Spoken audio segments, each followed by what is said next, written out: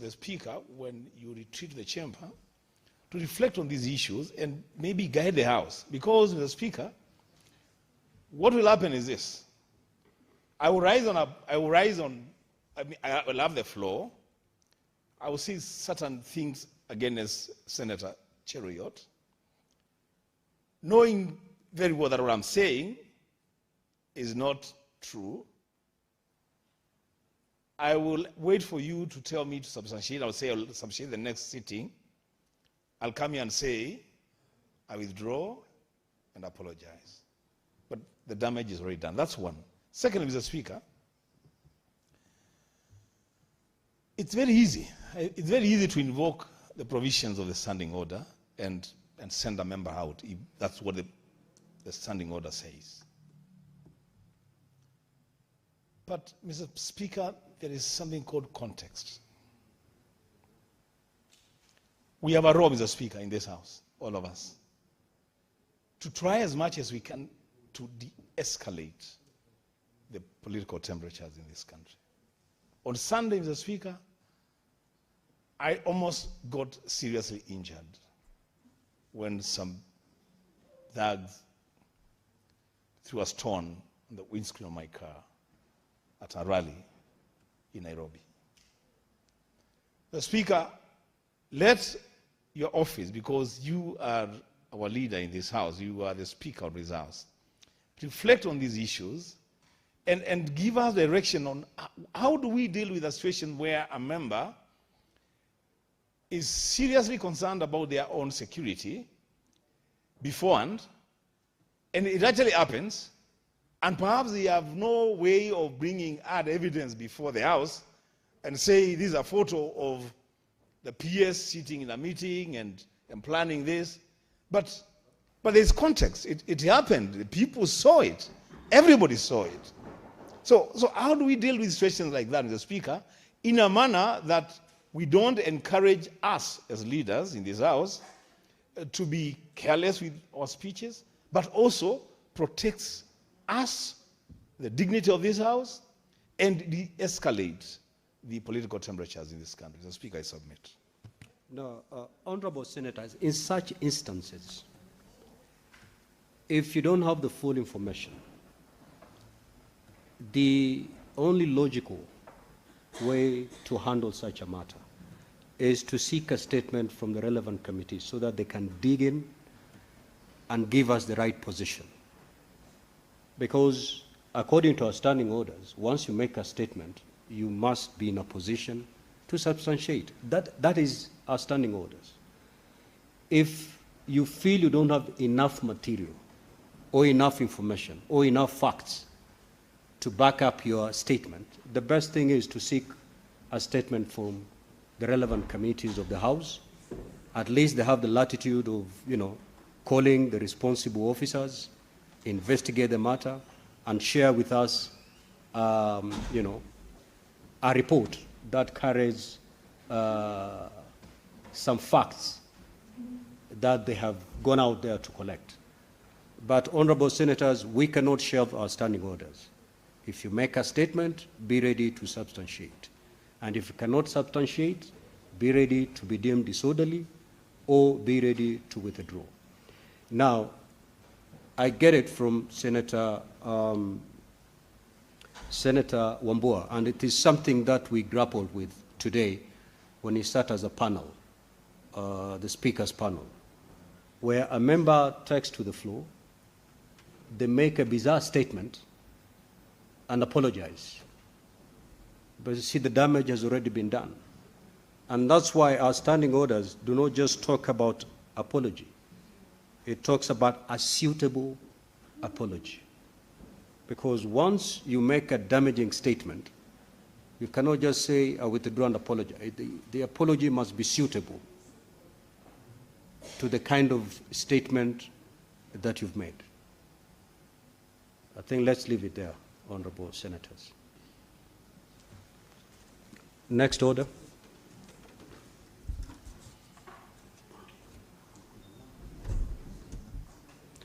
Now, there are two reports that are supposed to be laid on the table by the Chair, Finance and Budget, and also the Chair Energy Committee.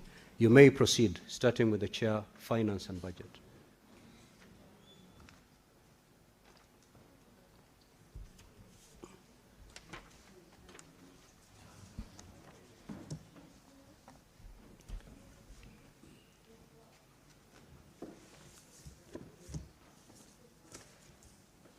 Mr. Speaker, on behalf of the Chair of Finance and Budget, Senator Roba, I beg to lay the following papers on the table of the Senate today, the 24th February, 2026. 1, report of the Senate Standing Committee on Finance and Budget on the 2026 Budget Policy Statement. And number 2, report of the Standing Committee on Finance and Budget on the 2026 Medium-Term Debt Management Strategy. Thank you, Mr. Speaker. This is by the Chairperson, Standing Committee on Finance and Budget. Okay, proceed also to give notice on the same.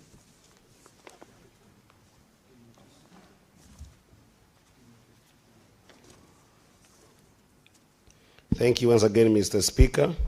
Sir, I beg to give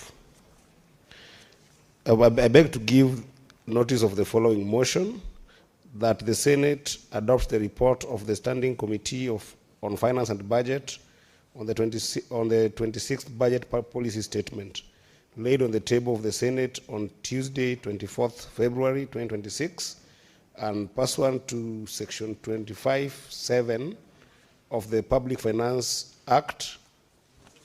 Management Act, and Standing Order number 186.8, the Senate approves the 2026 Budget Policy Statement. Equally, Mr. Speaker, I beg to give notice of the following motion, that the Senate adopts the report of the Standing Committee on Finance and Budget on the 2026 Medium-Term Debt Management Strategy, laid on the table of the Senate on Tuesday, 24th February 2026, and approves the 2026 Medium-Term Debt Management Strategy. I thank you, Mr. Speaker. Chairperson, Energy Committee.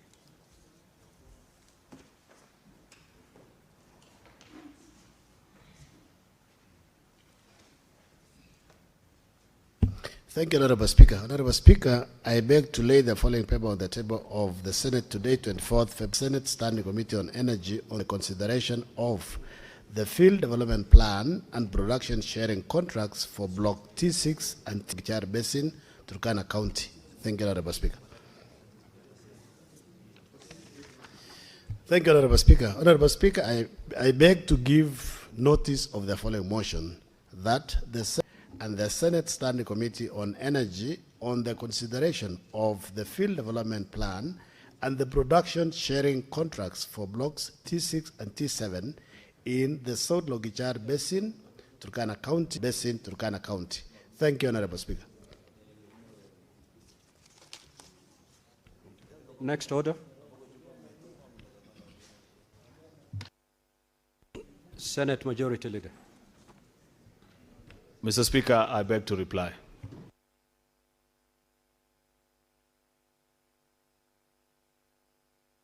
Mr. Speaker, further, in accordance to Standing Order number 66.3, I beg to request that the putting of a question be deferred to a later date. Okay. Now the putting of proceed to order.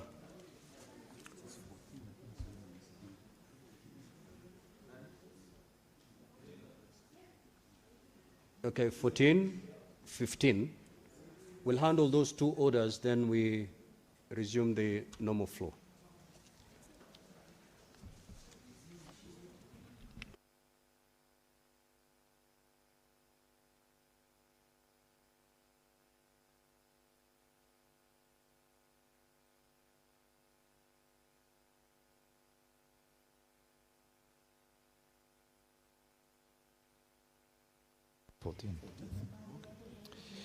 Order number 14, motion.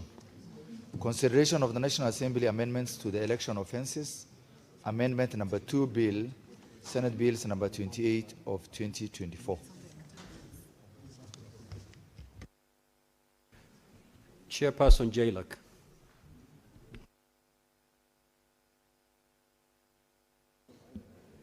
Considered and passed by Senate with amendments on 19th November 2024, following which it was referred to the National Assembly for concurrence. The National Assembly likewise considered the bill and passed it with amendments on 14th August 2025. These amendments were then transmitted to the Senate for its concurrence. Honorable Speaker, the Standing Committee on Justice, Legal Affairs and Human Rights Committee considered the amendments by the National Assembly to the said clauses, following which we tabled our report in the Senate on Tuesday, 2nd December 2025. In our report, we recommend that the Senate rejects the amendments by the National Assembly to clauses number 2 and clause number 4 of the Elections Offences Amendment number 2 Bill 2024. The primary reason for this is that while the Senate undertook extensive public participation on the bill, which informed the amendments effected by the Senate at the Committee of the Whole House stage, the amendments by the National Assembly seek to undo the Senate amendments and to largely reinstate the bill to the version as published. Rejecting the amendments by the National Assembly will enable the bill to be referred to a mediation committee, at which point we will develop a version of the bill that may be passed by both houses. Honorable Speaker, if I can just give a view of the amendment, had amended Section 6 of the Election Offences Act to define offences relating to delay, failure to declare results, and how polling stations are handled, including whether conducting polling outside the gazetted published stations is criminal. Clause 2A it deleted Clause 4, arguing that interference with political influence, intimidation, and interference with canvassing or campaigning. Why the committee recommends rejecting the National Assembly deletion is because existing offenses cover general conduct, but do not expressly capture electronic communication as a distinct and fast-growing method of coercion and manipulation. Retaining Clause 4 makes the law tech responsive and improves clarity for enforcement in the digital space. Bottom line, why this committee recommends, our committee recommends rejection of the National Assembly position on Clause 2 and 4. It is the committee's position that National Assembly amendments largely roll back the Senate's public participation informed approach by reintroducing a vague and reasonable delay standard, reinstating an overly rigid polling station publication offense that can clash with lawful relocation safeguards, and removing a targeted electronic coercion offense meant to address modern realities of campaigning and intimidation. So, Honorable Speaker, based on those reasons that I have given, Honorable Speaker, we do ask that these recommendations by National Assembly be rejected. And I therefore, Honorable Speaker, beg to move that the National Assembly amendments to the Election Offences Amendment number 2 Bill, Senate Bills number 28 of 2024, be now considered. And I call upon, let me call upon Senator Chiralige to second.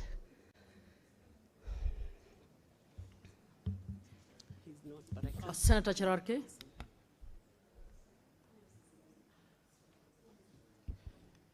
Thank you, Madam Speaker. As I rise to second this motion that has been brought by my former committee of JLAC, and I want to thank the Speaker, Senator Veronica Maina, for ably moving.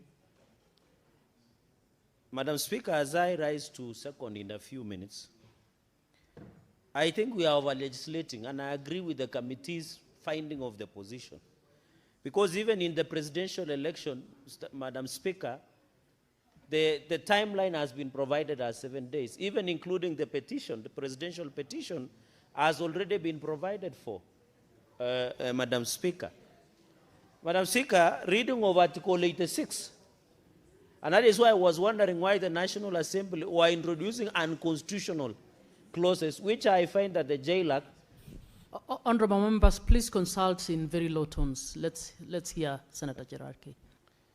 Madam Speaker, I find it that the National Assembly sat and tried to rewrite the Constitution, because the issue of timeline of presidential election and announcement is already provided by the Constitution, Madam Speaker. That's 7 days. Reading of Article 86, Part C, it says the results from the polling stations are openly and accurately collected and promptly announced by the returning officer. So the key word there, Madam Speaker, is promptly. So the introduction that they wanted in this report that I've seen, and I'm happy that the committee has rejected these amendments of the National Assembly, that they tried to in the Elections Offences Act, number 2 bill of 2024, as I second, Madam Speaker, is unnecessary in terms of undelayed timeline. Because, Madam Speaker, as Senator Maina has said, the Election Offences Act of 2016, number 37, has already provided for these offences in place.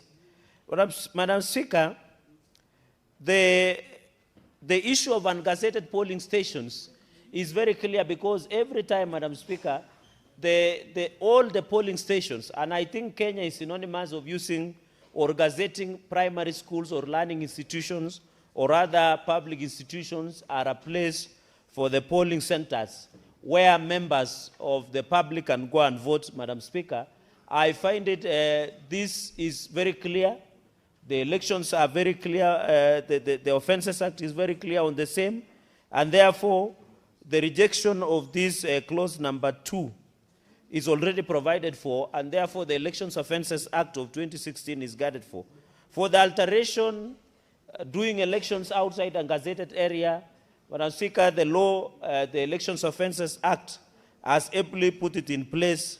And I think even if you look at the extrapolation of Section 6 of 2016, it covers all of them.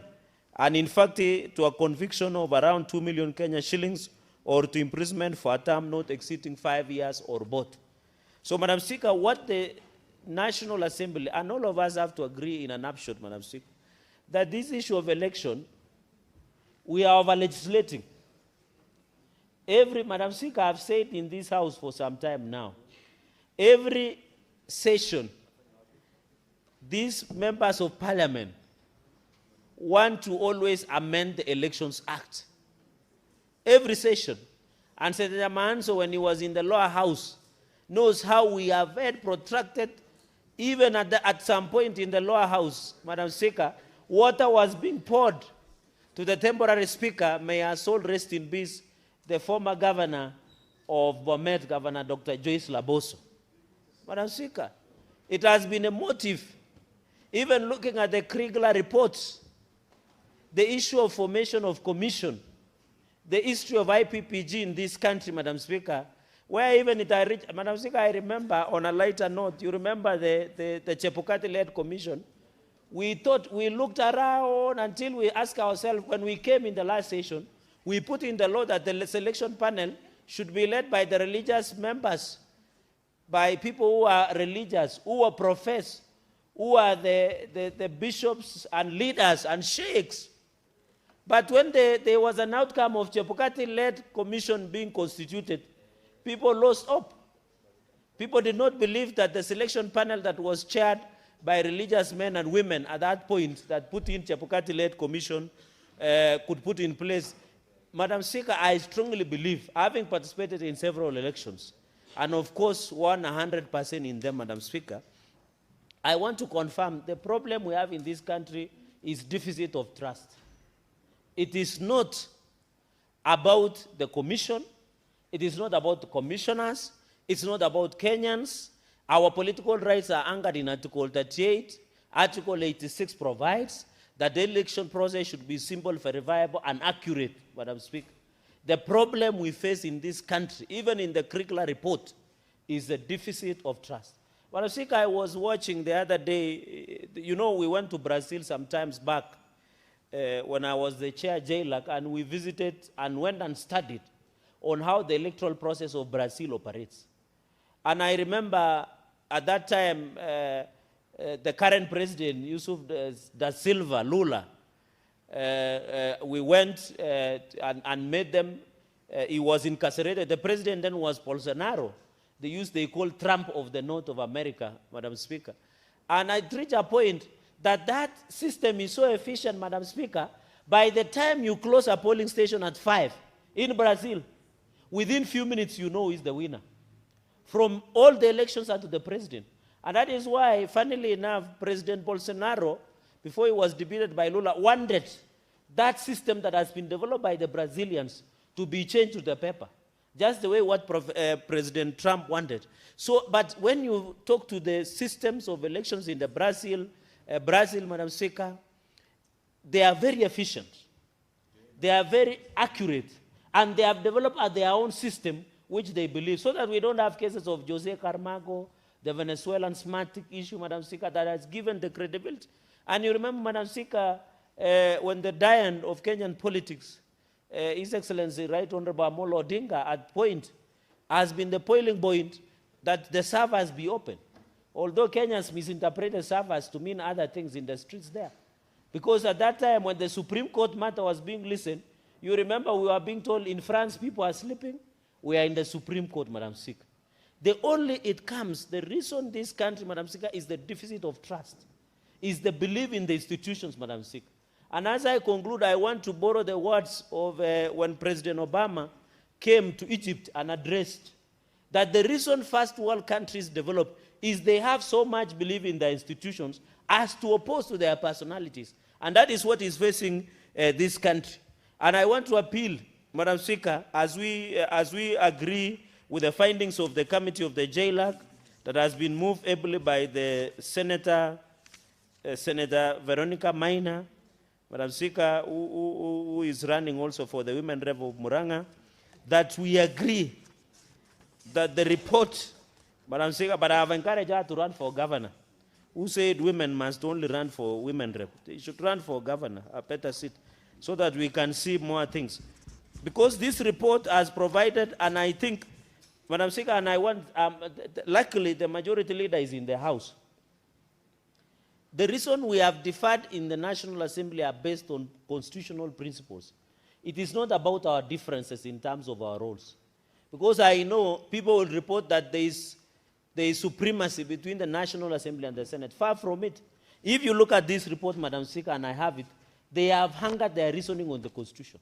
They have anchored their reasoning on the President, on the conditions, on the history, Madam Speaker, of the election process in this country. And I want to give an advice. I've seen my brother, my very good friend, who is the leader of prayer breakfast in Parliament, Senator Manzo. And I want to advise him, in the words of the National Assembly Speaker, that when you see crowd, don't think they are voters. They must have come to get shocked to want to see who are these people. Madam Speaker, and I saw today in some news that even members of public agree. So as you walk around the country, even in Kisii, Madam Speaker, those people who came out in Kisii, Madam Speaker, just were amazed. They want to see who are these people. Who are these people, Madam Speaker? And I want to thank the majority leader. He appropriately answered a number of them. Because, Madam Speaker, I'm surprised, in conclusion, that as politicians, there are people who want to go to the elections, but they are already attacking the referee. Yesterday, I watched Manu versus Everton, Madam Speaker, in the evening. Although Manu just scored, I think, through somebody saw Kunya, Madam Speaker, 1-0 yesterday, Manchester versus Everton. You can imagine. They won by 1 goal. They did not score so much. 1 goal. And it was just out of... but they got the points, but imagine if Manchester United or Everton, Madam Speaker, started beating up the referee, there would be no game or license. So in any election, I have seen the members of United Opposition have started beating drums of attacking the IBC, of attacking the ref. Then if you don't believe in the process of election, why would you participate in the election, Madam Speaker? That is the whole point. Don't attack the ref, don't attack the linesman. If you are a spectator, we don't want to see. We want us to believe in our institutions. Whether Manzo is the chair of IBC or you, Madam Speaker, which you have vast experience because you have been in the oldest political party in this republic as a very senior member. And I'm happy the person who moved this motion is the People's Secretary General, former SG. And Madam Speaker, on a lighter note, this house is becoming two formers. Now we had a former SG of ODM, now we have former SG of UDA, and I know there are people, even former chief whip, you know, people are becoming formers without realizing, Madam Speaker. So that is why I'm saying we must believe in the institution, the IBC that has been provided. And I want to appeal to our colleagues, and I know, Senator Manzo, you are a good man. I saw you praying in America. If your prayers have reached America, you should believe in the electoral process of this country. We don't want to, Madam Speaker, to believe in an institution. If we attack IBC today, and I saw them presenting their budget policy statements to the National Assembly, I think they want 40 billion plus. What we should be pushing, colleagues, is to give capacity and ability to IBC in terms of adequate funding so that they can do continuous voter registration, they can build capacity of their staff and the commission so that they can do a credible process instead of attacking and undermining the IBC, Madam Speaker. So I want to believe that this report, Madam Speaker, is also emanating, if I'm reliably informed, from the NADCO reports, one of them, Madam Speaker. Let us sort, but to the Kenyans, the problem is not with the elections law. The problem is with us that do not believe or have a mistrust among ourselves, Madam Speaker. With those many remarks, Madam Speaker, allow me to end there, and I beg to second. I thank you, Madam Speaker. Honorable Senators, I propose the question that the National Assembly amendments to the Election Offences Amendment number 2 Bill, Senate Bills number 28 of 2024 be now considered. Senator Manzo.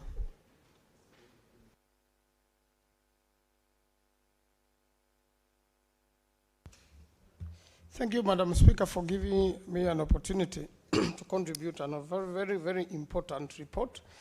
Madam Speaker, when IBC appeared before the Senate committee of JLAC, where I sit, you know the law relating to voting under the Constitution is Article 86, which reads that at every election, the Independent Electoral and Boundaries Commission shall ensure that A, whatever voting method is used, the system is simple, accurate, verifiable, secure, accountable, and transparent.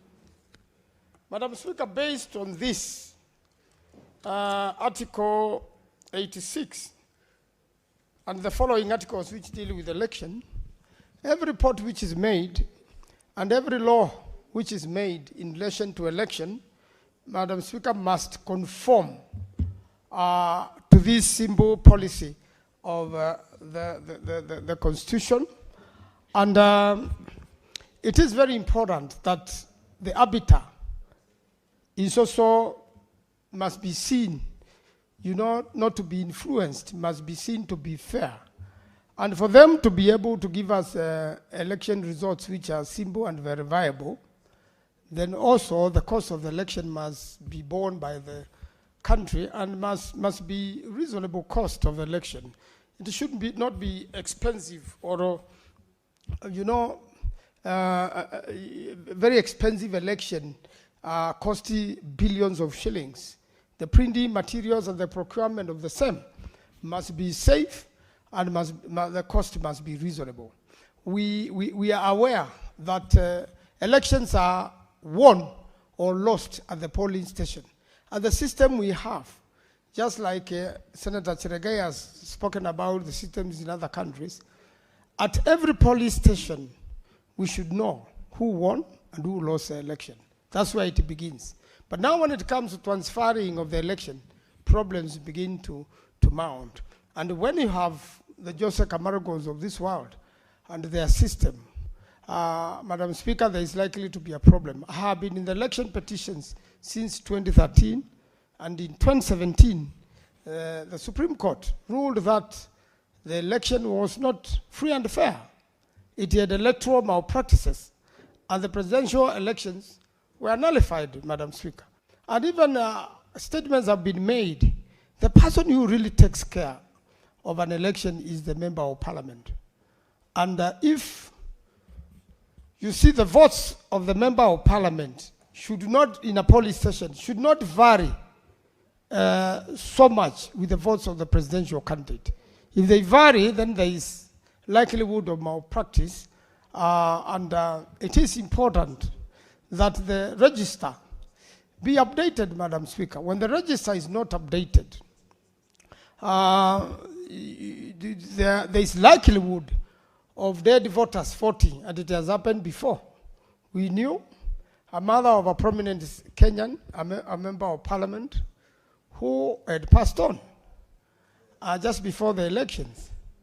But after election, when we went to check the paperwork in that polling station where she used to vote, we found that she had raised from the dead, gone and voted, and went back to the grave. So those malpractices do exist. They are there. Dead people do vote. And Madam Speaker, this happens after 5 a.m. in the strongholds of candidates.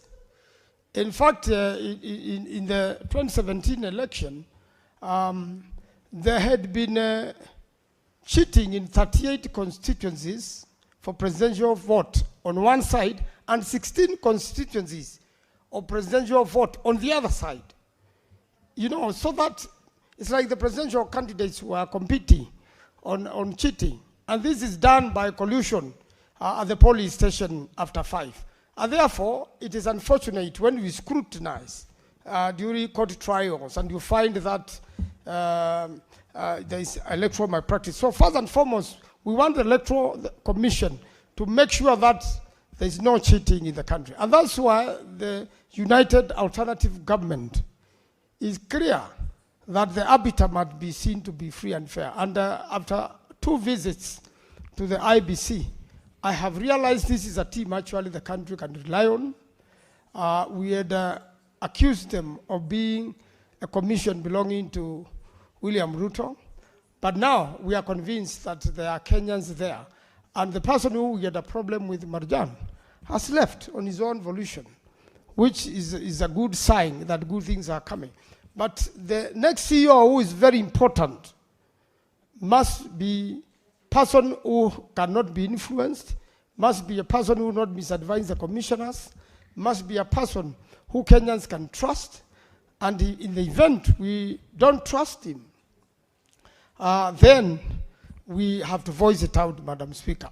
We cannot just keep quiet and we are going to participate in this election. In fact, the biggest clients of the Electoral Commission are political parties. So every coalition, every political party is free to visit and make their case with the IBC. No one is stopped from visiting the IBC. So when the United Opposition visits the IBC,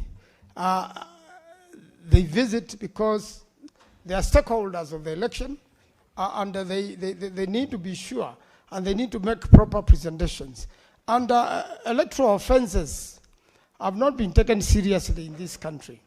If electoral offenses and the punishments thereof were prohibitive, people will be careful not to mess. We have seen elections with violence. We have seen, even in Kisii yesterday, people plotting violence against opposition leaders, alternative government leaders, visiting the people. Why will you attack them? Why will anybody plan an attack on Sifuna when he's going to meet people? You should let Sifuna have his meeting And any other person who wants to go to Kakamega, do a meeting, also do their meeting. And let the best man win. But, Madam Speaker, that is not what we have seen. There is trend of violence. And there is trend of killings. And what I want to tell Senator Cheregai is that for every one person you kill because of politics, the person alleged to be accused of that killing loses votes.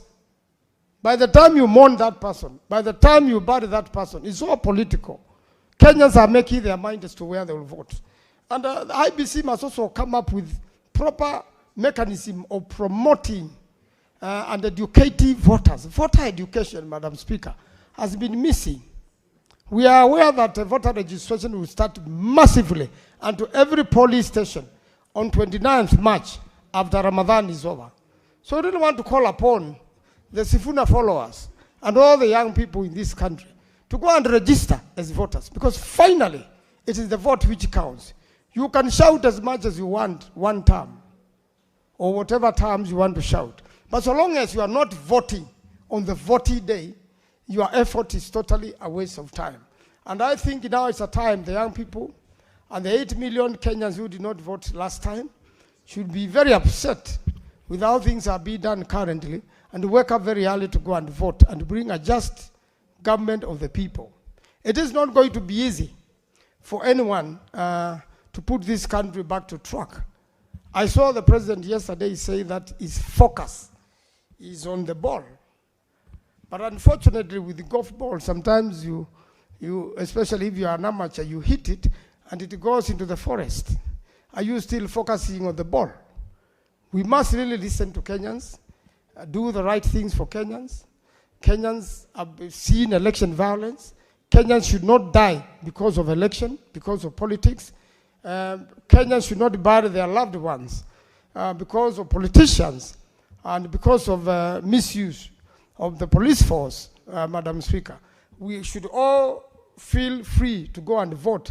We have seen violence in police stations in certain parts of the country, whereby, in fact, violence is so much unleashed on one side so that one candidate is totally disadvantaged, and that one favors members of parliament be elected, or the governors, and also it goes a long way also to favor a presidential candidate. And this matters when they are taken to court.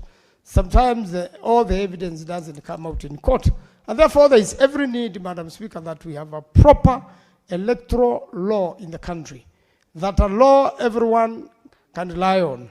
And we have also seen a new trend where the law doesn't matter anymore, where procedures don't matter anymore for politicians, where every politician's pretense is above the law, organizes and unleashes violence on opponents. I think, Madam Speaker, if an election is won fairly and squarely, then the other Kenyans, if you have a complaint, you file an election petition and voice it out. If there is no complaint, then the government which has been elected should be allowed to serve. It should not, violence should not be unleashed unnecessary to voters during the voting exercise. So I really want to challenge IBC, and I am praying for them that they get the budgets and the amount of money they need to plan a good election. We want to know the security of the ballot paper, the security of and the integrity of the electoral process, so that no extra ballots are printed or no extra boxes are taken into police stations. Violence is caused, blackouts are caused, and later on when votes are counted, it is a different story. As a person who have done election petitions since 2002, I am aware that every election is stolen in a way, even a member's election. And that's why people file election petitions. That's why we have by-election like we had one in the coast. What happens is the candidates who succeed, they are voted for overwhelmingly, such that the thieves of the election steal and are unable to finish all the votes. That's what happens in a lot of times. That's what happens in a lot of times. It is true, Senator for Bungoma, I can assure you, you are overwhelmingly elected, but I'm happy to hear the point of order. Senator Wakoli, what's your point of order? Standing Order 105, statement of fact. Can Senator Maanzo, as a serious prayer warrior and intercessor who communicates to God every day, even now, confirm to us how you stole elections, if you have ever stolen? That it's a fact that people steal elections in Kenya. Can he justify Senator using Maanzo, his do you want to? holiness title? Yes, what I usually do in makwiny, because you cannot have a perfect 100% election in this country. And I'll tell you the malpractices. First, there are people and their agents on a polling day giving 100 shillings outside the polling station. In fact, there are people, Madam Speaker, who only spend millions of shillings on the election day only. So what I do, I pray my God, and I mobilize so many votes without paying. My election is usually the cheapest. Senator Maanzo. Yes. I don't think the member wants you to explain what you do. He wants you to substantiate the allegations that it's a fact that elections are stolen. Yes, I will substantiate, and I will say, if that's what I do myself, and what I do is I put together so many votes so that whoever is stealing from me, they will steal and there will be a balance. Senator Maanzo, you actually not understand what substantiation is. Yes, I do. So can you substantiate that people steal elections? I can substantiate through the election petitions which I have filed, Madam Speaker. And the best example... Yeah, so you know them, you're the one who filed. Can you indicate one? The election petition, the presidential election petition of 2017 ruled out that Raila Odinga's election was stolen. Senator Wakoli, that... I'm not convinced. He should table facts. Senator Wakoli, I think the ruling of 2017 is in the public realm. So you can verify and come and confirm whether it is Speaker, did it say they were stolen? It said clearly that the election was stolen, and that's why it was nullified. And there was another election. That's exactly what happened. So, under Senator Wakoli, I'm sure. If this is the position of the united opposition, then we leave them to Senator God. Wakoli. Senator Wakoli, this was intended to be a substantiation. So yes, what you need to do is verify the facts of the case and indicate whether he's right or not. Thank you, Madam Speaker. Let me go on to conclude. I really want to say that now I can hear this is generating a lot of politics. The position of alternative government is that we will talk and convince as many Kenyans as possible, as they are doing now in Kisii, to support us, so that when the election comes, will be voted overwhelmingly, so that anybody try to steal that election will not be able to do it at all. A lot will be left more and will win the election. I thank you, Madam Speaker. I wish to support. Senator Aaron Cheruyot. My apologies, Madam Speaker. Senator Odi, let me use this place. Madam Speaker, I rise to support this report actually by our colleagues, the Justice and Legal Affairs Committee. For the record, I have to declare interest that I participated in the NADCO process that gave birth to this report, Madam Speaker. And therefore, as I speak, I'm acutely aware that this is a reflection of the House rejecting part of the work that we did and the justification. I think I have quickly skimmed through what are some of the concerns that people could be having with that particular phrase.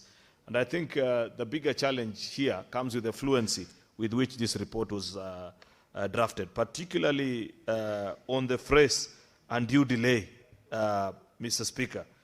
the stakeholder, if you read paragraph 15 of the overview of the stakeholders' submissions on the particular bill, which is where this report premises its arguments on, is that the stakeholders submitted that the proposed wording of unreasonable delay, quote unquote, as in clause 2A of the bill, waters down the intent of punishing delays in declaring results because it has not been clearly defined, thus rendering it prone to misinterpretation. The stakeholders further urged the committee to align with the proposed amendment in section 39(1) of the Election Act and provides that the process and timelines for tallying, announcements and declaration of election results. It's clear that as a committee, that's a NADCO committee, because we drafted these bills, Mr. Speaker, jointly, and it was co-chaired by the party leader of Senator Maanzo and the leader of majority in the National Assembly, Mr. Speaker, that we didn't capture the spirit of perhaps the country fairly well, because that paragraph tells you the fear that many stakeholders had when they appeared before us. Remember, the NADCO committee was formed as a follow-up to the 2022 elections and the protests that emanated thereon, which has been a cycle that this country has found itself in from as far back as you can recall. I think 2007, there were similar issues, 2013, 2017, 2022. Mr. Speaker, God knows about 2027 as well. And this is part of what we were aiming to address. But it's quite clear, if you read through the observations of the various, stakeholders that appeared before Justice and Legal Affairs Committee, it is quite clear that perhaps we didn't make it as exclusive or elaborate as many citizens would have wished, because a concern by those who appeared before us was that there were many instances where declaration of results was taking longer than usual. I think if you recall last elections, there were counties where particularly, let's say in the seat of governor, it took longer than usual. And you know there were challenges. There's a part maybe where you find an opponent has realized they've lost the election, and therefore what they do is to mobilize supporters to go before the county tallying center, Madam Speaker, and ensure that declaration is not made, because we have put so much premium on the actual declaration by either the returning officer for the presidential or for county or even lower level elections, Mr. Speaker, which is a Kenyan phenomenon that I'm yet to understand, because in many parts of the world, Mr. Speaker, particularly older democracies, you don't have this kind of archaic practices. Actually, a declaration is made independently by the various state agencies, and that holds to be the election result at that particular time. We don't have this obsession of can the returning officer declare, you know, either for constituency or for county or even the presidential. If you read, for example, the submission by IGLEA, who are one of the agencies that appeared before the Justice and Legal Affairs Committee, Madam Speaker, and I know for a fact that they have been involved in this litigation space around electoral matters for a while, Mr. Speaker. They posit that the proposed amendment should be consistent with the principle requiring a criminal offense to be explicitly defined to specify punishment that it seeks to advance an offense to avoid ambiguity. You know, it urged the committee to either adopt the definition of term unreasonable delay with the meaning and the context of the proposed bill, provided specific timelines out of which the delay will be considered unreasonable. This is precisely what I'm addressing, that in our attempt to take into consideration the views by the various Kenyans who appeared before us at Bomas, Madam Speaker, asking us that we provide clarity on this issue of undue delay in declaration of results, we didn't do a fairly good job, Madam Speaker. And therefore, they were asking that, number one, you must tie, because we intended in that proposed legislation to make it a punishable offense by law when you unreasonably delay declaration of election results as an elections officer. But that hasn't been properly specified. Second, and most important thing that they raise is that unreasonable delay is not fluent enough to explain that particular situation, because what I may consider to be unreasonable is not necessarily what you, Madam Chair, will consider it to be unreasonable. Many people will think that the returning officer is perhaps playing some funny games, but it may turn out that they are just counter-checking and they want to be certain and sure of how certain things are being processed. Therefore, on that account, Madam Speaker, despite the fact that I was part and parcel of those who drafted this particular bill, I agree with the wisdom of the committee and agree that we should not accede to the request of the National Assembly that the bill be passed as it is. I know there was a quote-unquote a gentleman's agreement, and Senator Manzo, you need to check with your party leader. I'm surprised you're here pushing for the position of the committee that we do an amendment to the bill. There was a quote-unquote a gentleman's agreement at NADCO that all these bills, when they come to the House, given that they were a negotiated document, that one, they should not be amended, or if they are amended, then it should be in a bipartisan approach. I don't know whether any of those two conditions has been met for you to support. But I know you're doing your work as a legislator, which is something that is not the armpit of being covered or being waived by a gentleman's agreement, particularly other people. But I thought, given that your party chair drafted this, party leader actually rather, drafted this legislation, you'd be a bit more lenient to us. But I hear what we are being told by the committee, and I think I agree with them, Madam Speaker, that this is something we need to think about. Lastly, Madam Speaker, we must ask ourselves, how far can we go as a country to accommodate the fears of people who fear to lose elections, Madam Speaker? The IBC appeared before the Budget Committee of the National Assembly last week, I think. And I saw they were requesting for, I think, 60 billion between now and the next election. Can you imagine what 60 billion can do, Madam Speaker? And all that is processes that we have had to do and counter-do just to keep some people satisfied and to make sure that every political player feels that their wishes have been accommodated. Mr. Speaker, I have been fortunate to be part and parcel of the winning team in all the 3 terms that I've been in this House, Madam Speaker. And I know that electoral contests are not easy to win. But people must also concede that in any contest, there must be a winner and a loser. We seem to be perpetuating a culture in this country, Mr. Speaker, Madam Speaker, where people don't want to accept results. And many times they begin to speak about it even ahead of time to prepare their supporters, so that in the alternate, when they lose, they have a justification. We know these games, but we must be adults at some point and tell each other the truth, that I know I have campaigned and I have done sufficient work on the campaign trail for the citizens of the country to give me the permission to lead them, Madam Speaker. This business of drumming up, beating drums of war every now and then, oh, you'll not steal our vote. Which vote? If you believe you have sufficient vote, Madam Speaker, you go out and seek. You know, I saw a gentleman last week on Sunday bragging before the country that, oh, you know, I took care of examination and nobody stole exams.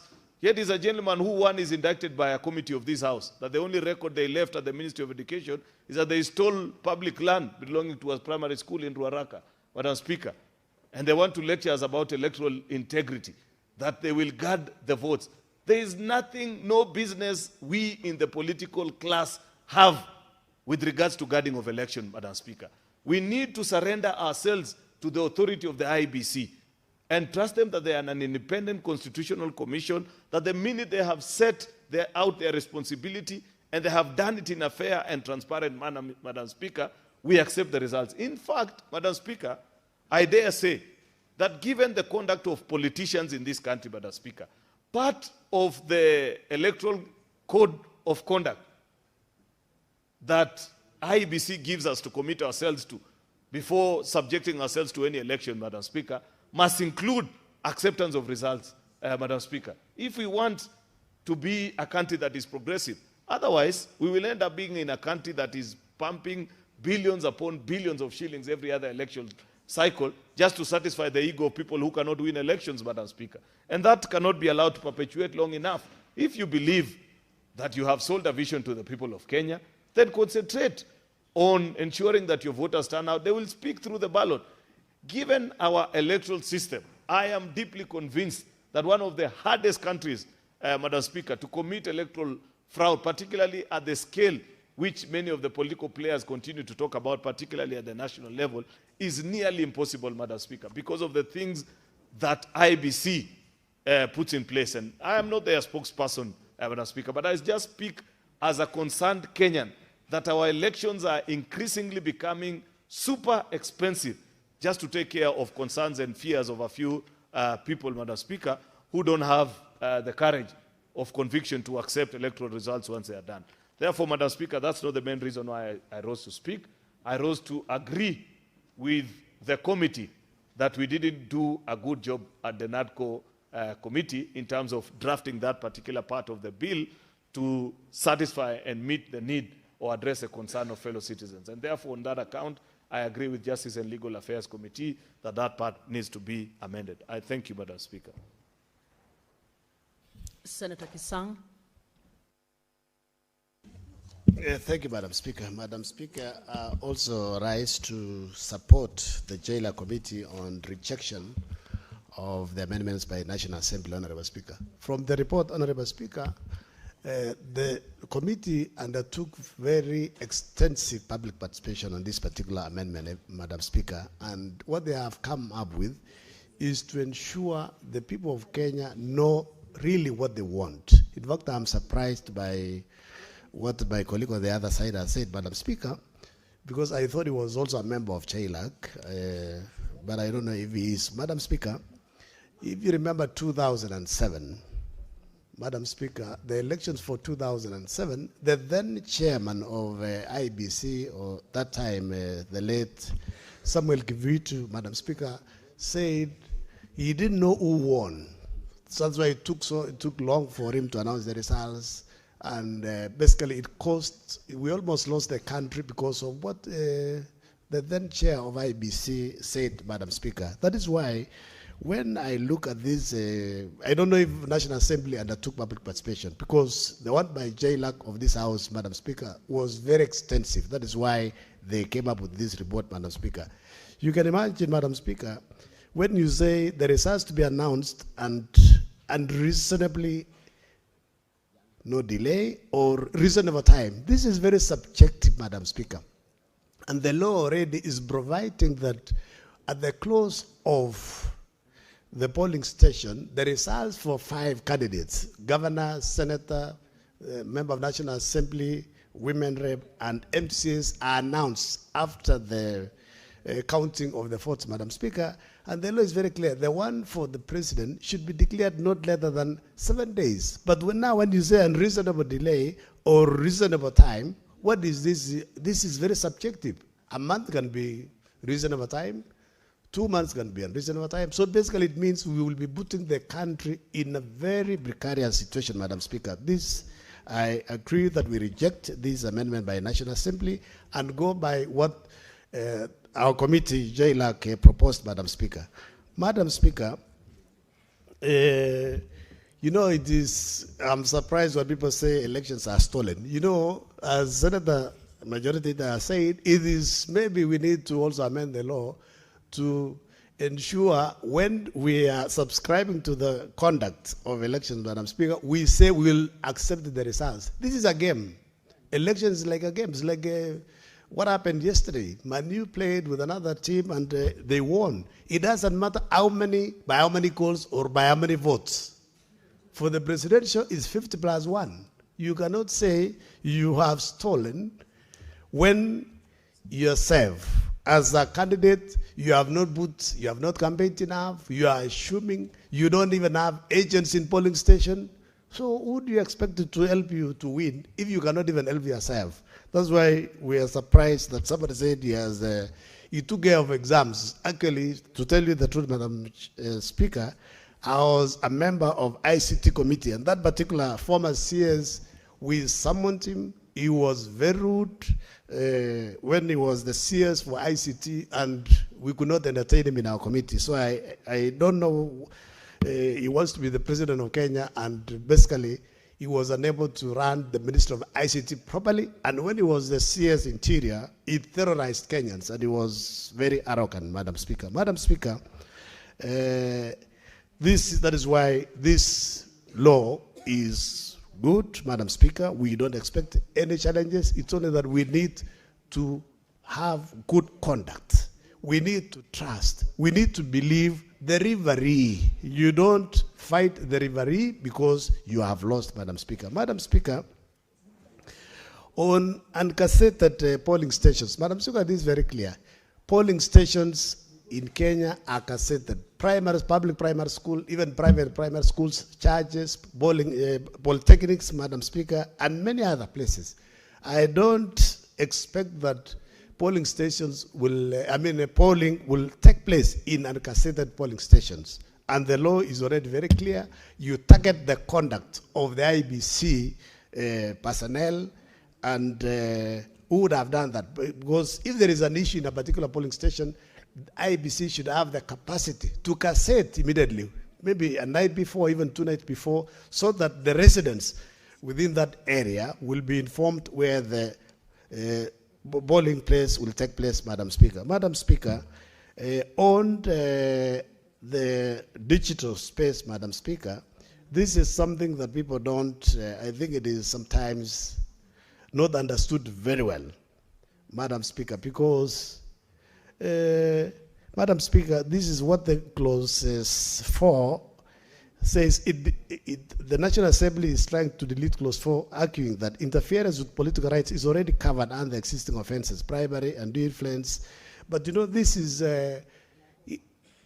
Madam Speaker, if you read the Computer Cybercrime and Misuse Act, it's very clearly indicated there. And this basically supports what the Jailer Committee is saying, and this will enhance. Madam Speaker, finally, what the National Assembly should be doing now is to ensure IBC is resourced very well. They need to be given money in supplementary budget so that they can undertake mass voter registration, because for the last 3 years, we have not done mass voter registration, Madam Speaker, because IBC commissioners were not in place, but now that they are properly in place, they should undertake mass voter registration so that the 8 million youth Senator Manzo is talking about, they take the votes. But I want to promise the united, confused opposition, Madam Speaker, that we will beat them by over 3 million votes, and they need to be ready to accept that they'll be beaten. So they need to prepare to come back to this House and the National Assembly as minority, because they are clueless. They don't know what is happening in the country. I thank you, Madam Speaker, and that's about. There's no other request, so can the mover reply?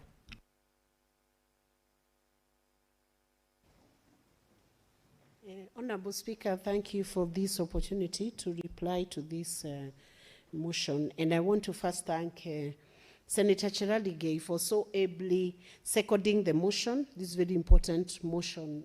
Senator Cherargei, Nandi County Senator, is a valuable resource in this House.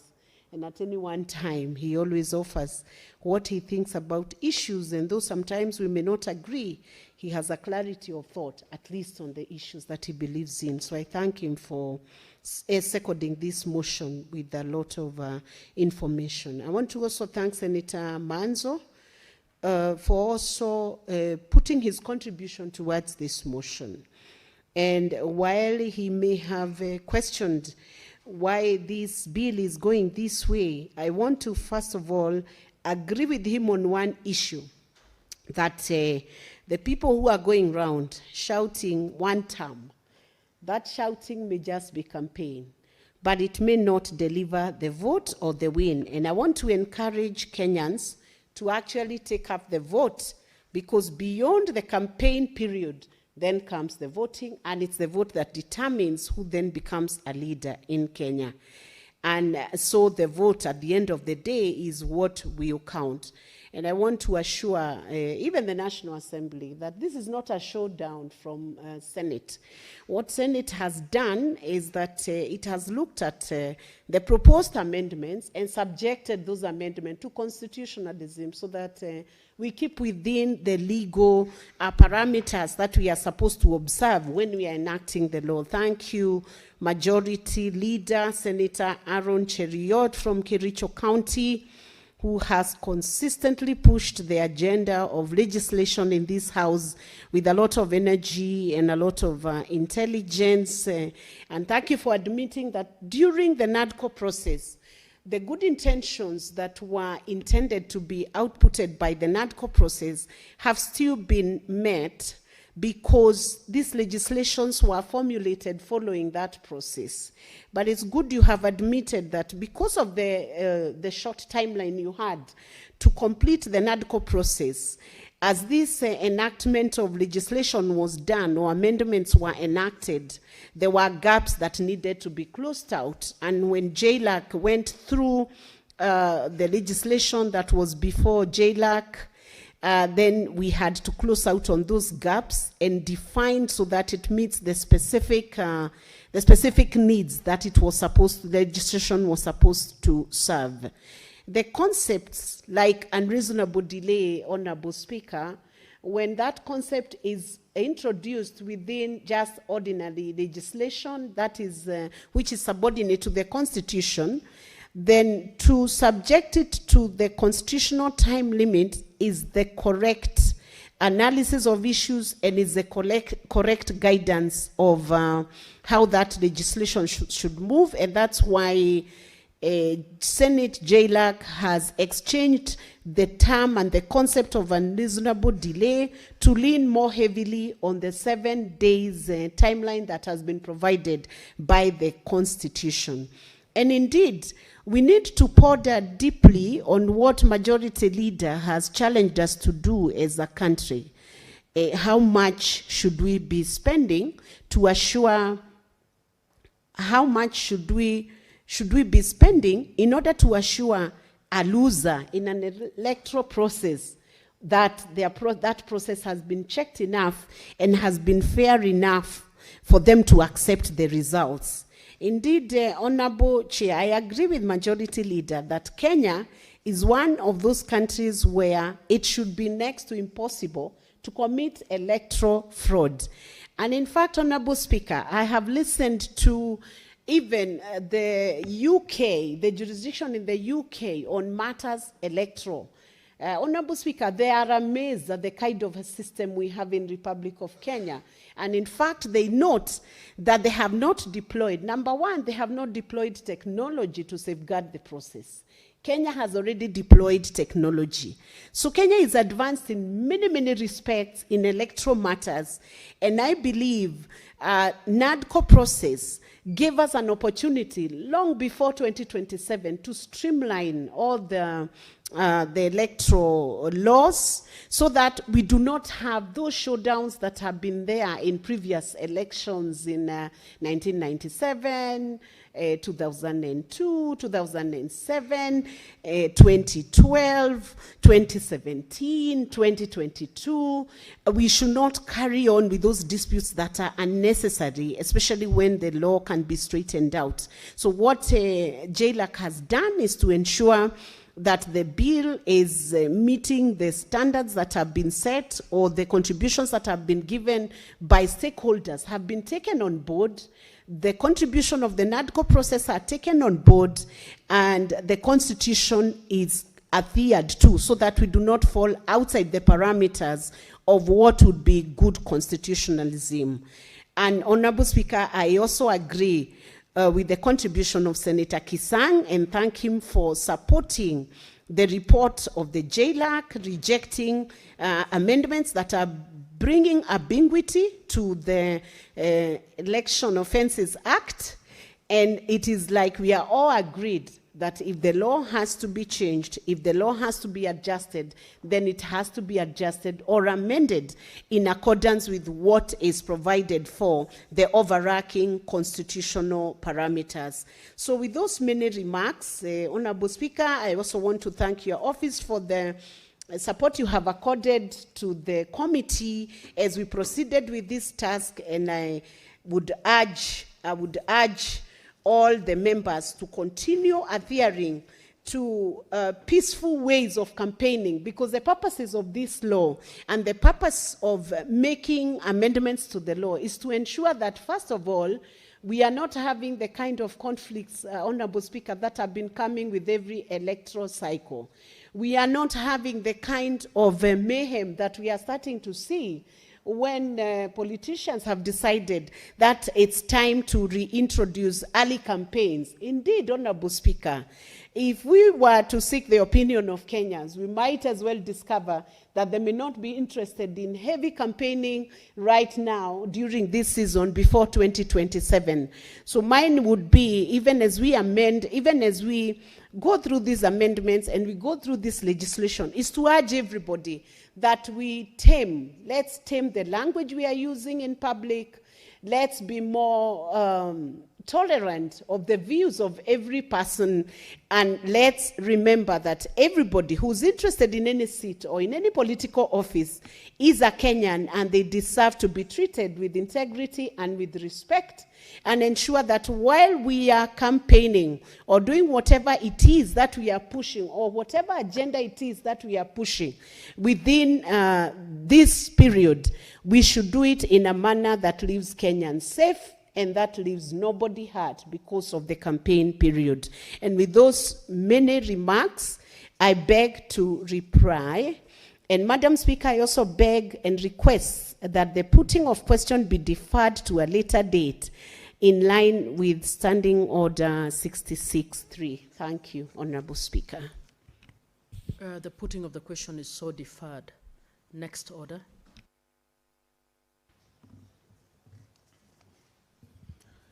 Order number 15, motion, report of the Standing Committee on Health on the county oversight and networking engagements to Mandera, Wajir, and Marsabit counties. Chair, Standing Committee on Health.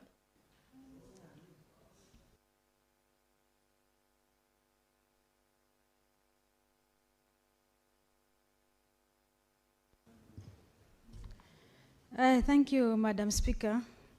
Madam Speaker, I raise a motion, a report of the Standing Committee on Health on the county oversight and network engagement to Mandera, Wajir, and Marsabit County.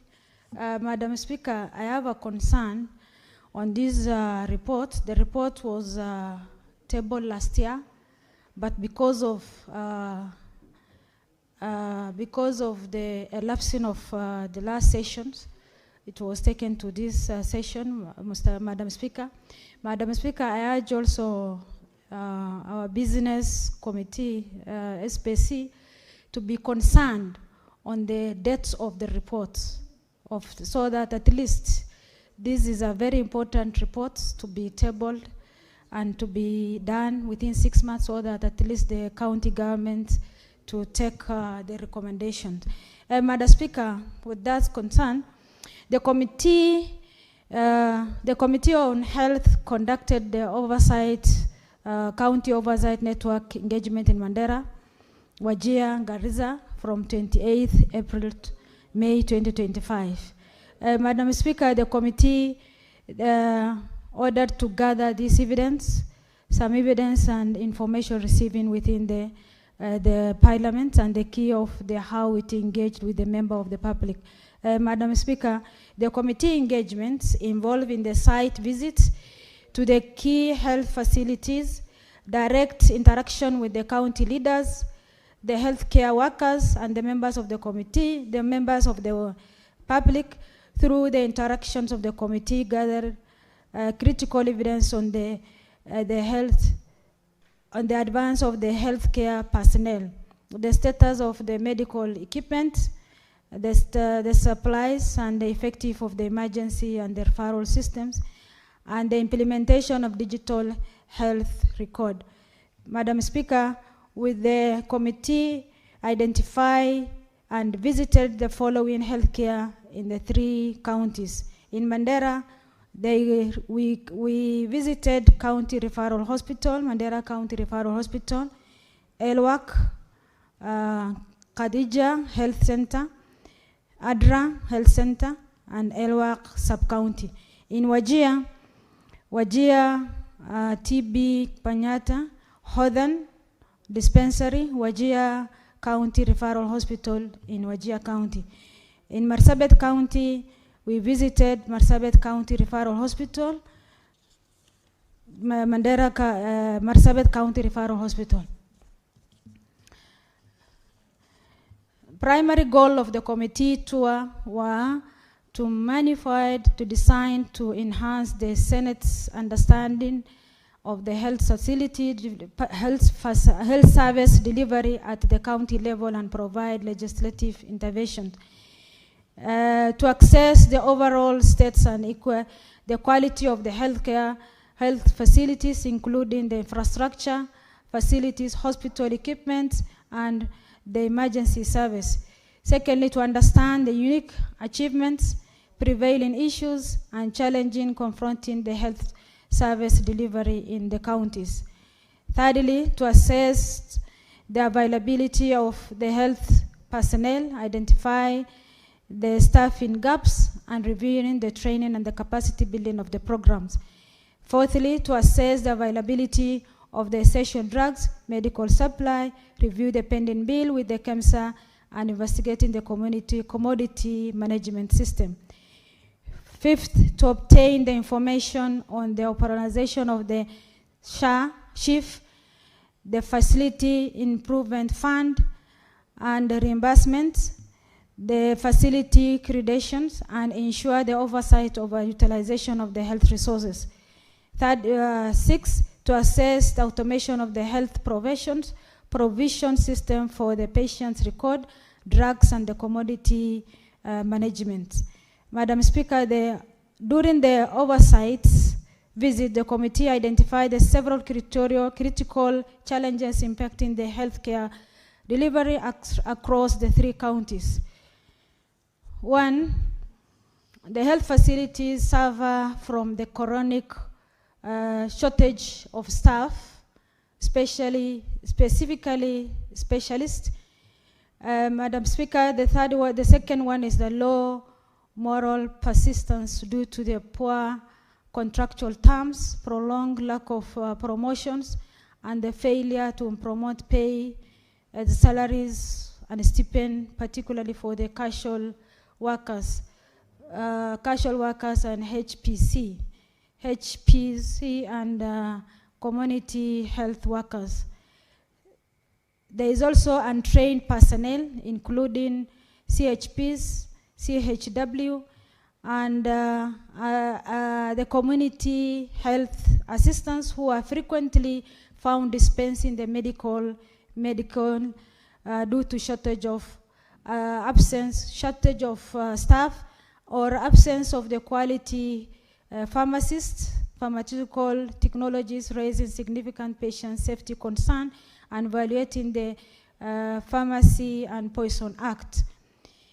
The hospital exhibits the significant infrastructural deterioration that is including wear out of floors, leaking of the floor roofs, damaged ceilings, and inadequate sanitation facilities.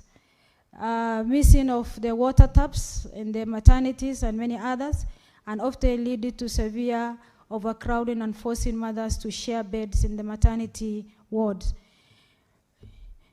Medical equipment service that's made, equipment is often in non-functions. Most of them are broken and lying idle due to lack of the 3-phase electricity, inadequate technical supports, and expiry contracts, critical units like ICU, and often a lack of the requisite operation beds and equipment. Non-functional incinerator and lack of the proper disposal leads to unsafe, accumulative, and proper dumping of medical waste.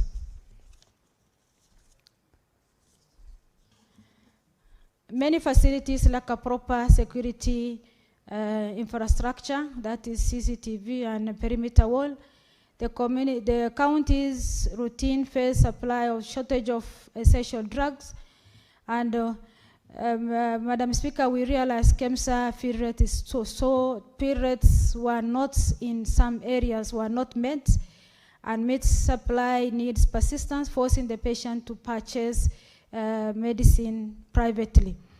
Accumulations of expired drugs on the shelves. Most of the counties we have visited almost 24 of the counties, they have the same issue. This is across all the counties. There is expired drugs on the shelves in a store and widespread, indicating the poor storage management and inadequate disposal.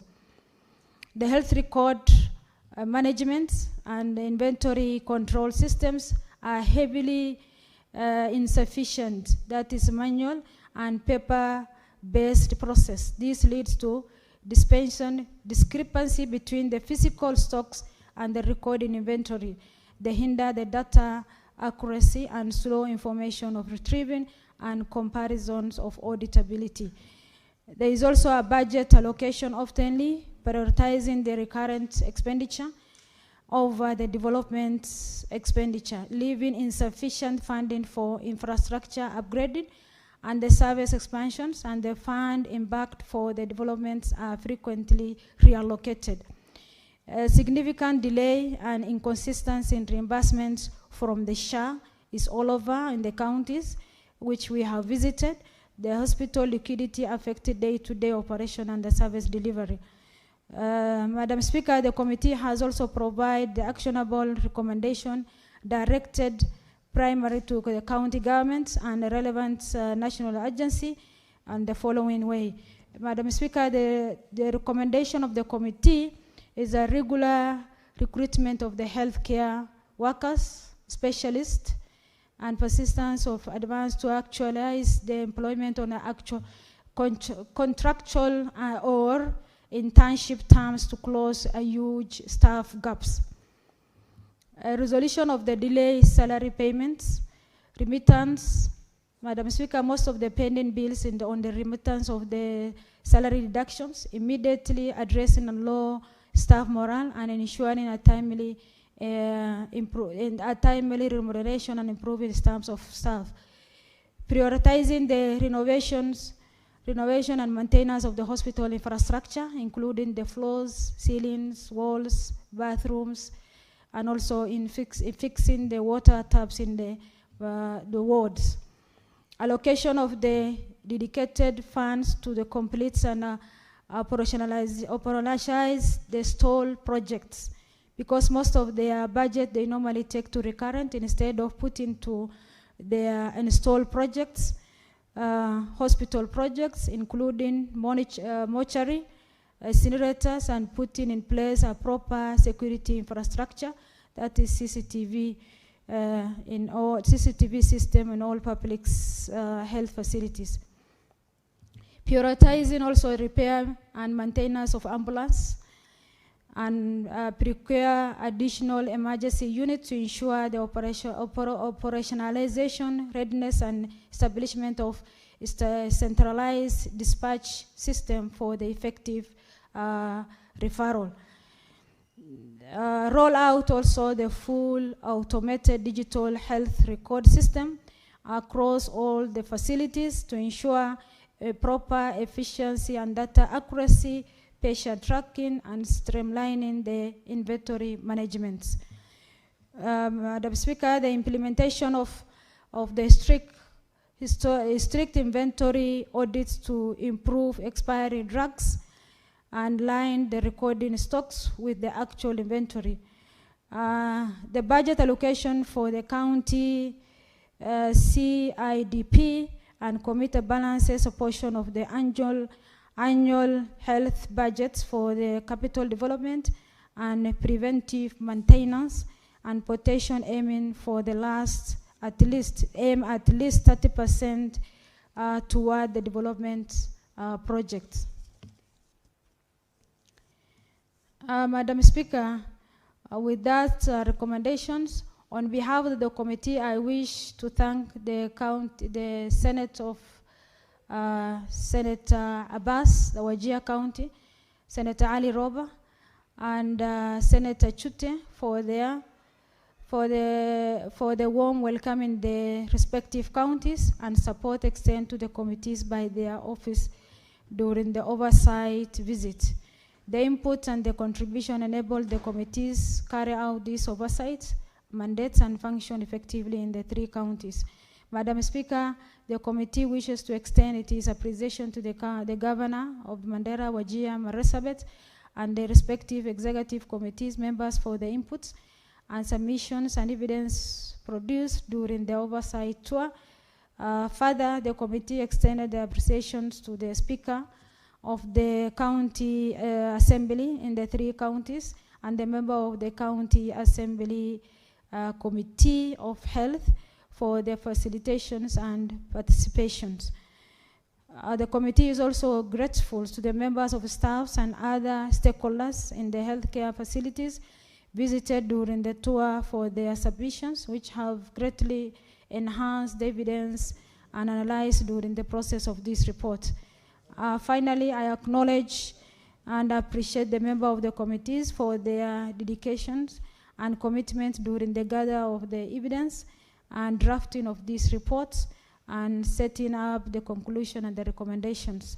Further appreciation goes to the Office of the Speaker and the Office of the Clerk of the Senate for the continued support to the committee during the execution of its mandate. Madam Speaker, it is now my pleasure during this duty and privilege to present this report of the Standing Committee for consideration and approval by the House, the Standing Order number 223 of the Senate Standing Order. I call upon Senator Cherargei to second. Thank you. Senator Cherargei.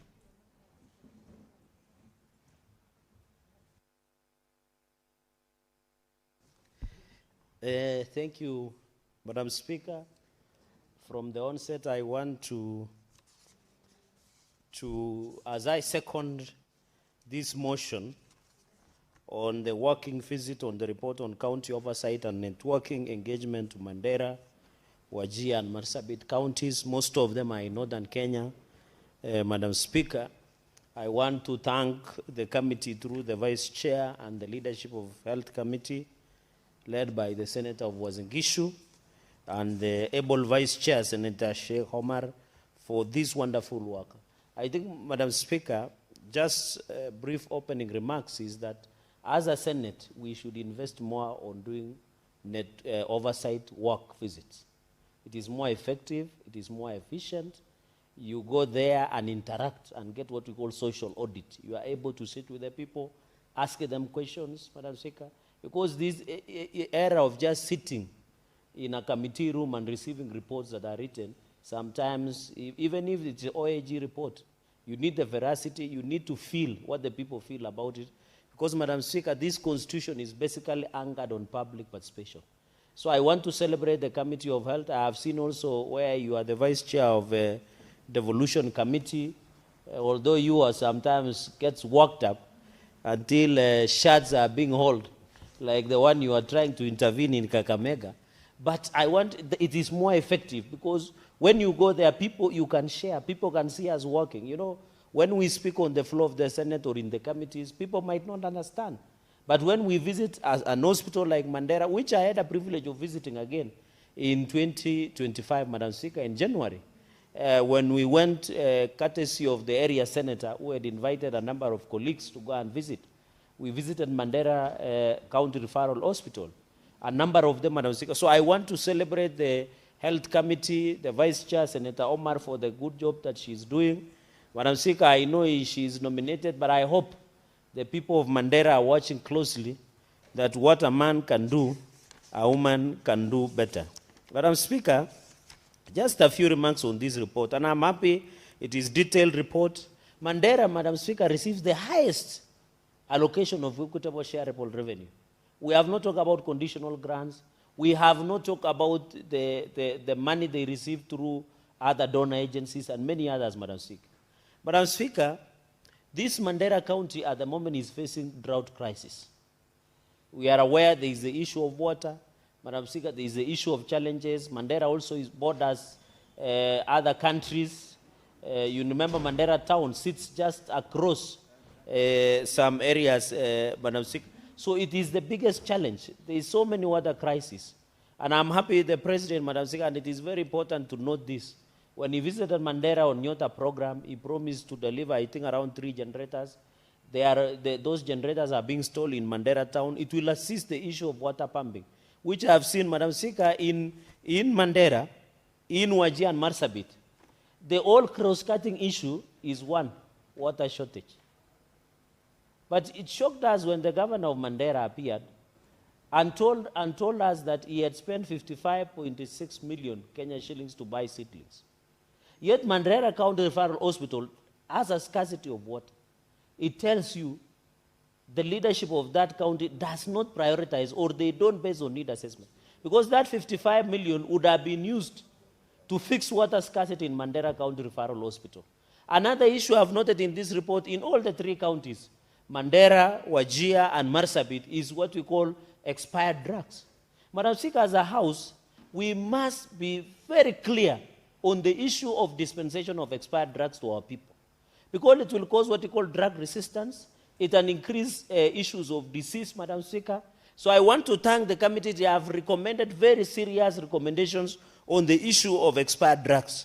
Madam Speaker, on the issue of water, I have realized in some of the county hospitals that have been mentioned in Mandera, Wajir, and Marsabit, because I'll run through, Madam Speaker, a number of them is the issue of plumbing and absence of water taps and water heads. No, Madam Speaker, it is very unfortunate that our governors, especially from this region, are getting a lot of allocation until they cannot even buy water taps. A water tap that is sold here, Madam Speaker. They can even not buy a water hose, Madam Speaker. It's very unfortunate. And this report has captured, Madam Speaker. Remember, Madam Speaker, on Mandera, they have allocated 2.0 billion on health sector. But you cannot see, we are discussing in this report the issue of plumbing, Madam Speaker. It is very unfortunate that, and I want to thank Senator Omar for opening about that. In fact, another challenge, number 3, is on the issue of employees. And I know Kenya Union of Council of Clinical Officers, there is the issue of workers, Madam Speaker. Senator Kinyua, what's your point of order?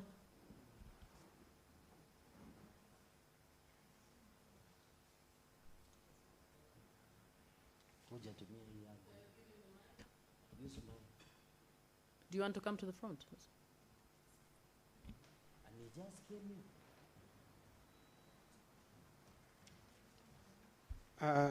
Bi Speaker, nimemsikiza Cherargei akisema vizuri ya kwamba ukiangalia katika gatuzi hizo ambazo gatuzi ambayo ametaja, amesema wao ndio wamepewa hela nyingi zaidi, Bi Speaker.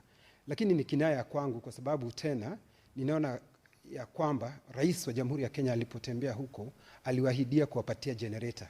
Na Bwana Speaker, Cherargei mimi namjua ni mkamavu, amekuwa akiuliza hawa magavana maswali magumu kuhusu vile wanavyotumia hizo hela.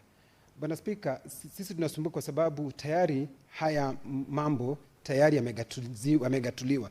Kwa hivyo rais akitumia tena pesa za kitaifa kupeleka katika gatuzi, hilo ndio swali ambalo. Kenywa, is that a point of order? What is your point of order? Ninauliza kwa sababu Cherargei amesema ya kwamba sawa, Senator Cherargei amesema ya kwamba wanapewa hela nyingi sana. Kulingana vile alivyosema. What is out of order about that? Inakuwaje Bwana Speaker tena, Bi Speaker, inakuwaje tena sehemu hiyo tena kunapelekwa hela zingine kutumia pesa ambazo zingepelekwa mahali pengine? Senator Kinyua, so who is that point of order directed to? I am confirming what Cherargei said when he was being accused. Senator, continue with the language that you first picked. Okay, ninasumbuka kwa sababu Cherargei amekuwa akishutumiwa ya kwamba anauliza maswali magumu mpaka wanakisia mambo mengine anawaitisha. Lakini Bi Speaker, ikiwa pesa ni nyingi tunapaswa kuone. Senator Kenywa, I'll get you to sit down because yours is not a point of order. When you get the opportunity and you're next, you will actually be able to make your point. Lakini Bi Speaker, ungenikubalia tu? No, it's not a point of order. I'm sorry. Senator Cherargei, proceed. Thank you. Thank you, Madam Speaker. I remember Senator Kinyua just walked in. He was in Kisii and Nyamira. He's still resetting his thinking, Madam Speaker, to what is happening on the ground, at the floor of the Senate. And you know, he has been walking around with a very dangerous man who we impeached him, who is not doing very well. Madam Speaker, I note the change. Number three, is the issue of shortage of nursing staff and midwives. And I'm saying that in this era and time, there is the issue of maternity. Senator Kenya, your point of order was overruled, so Senator Cherarigai, proceed.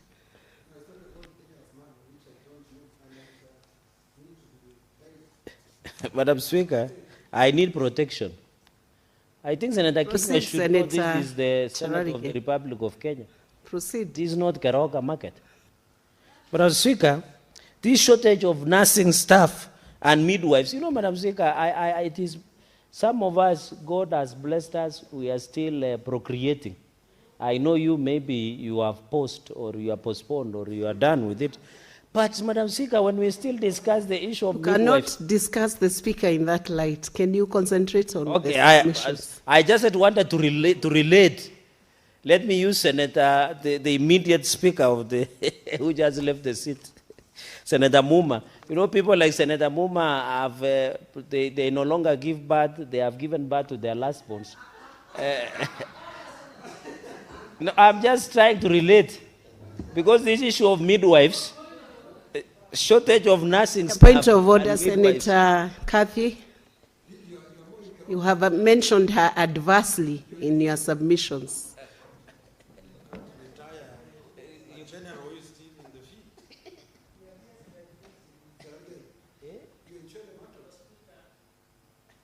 Honorable, is it in order for the Honorable Senator to make assumptions about my personal life as to whether I have stopped giving birth or not?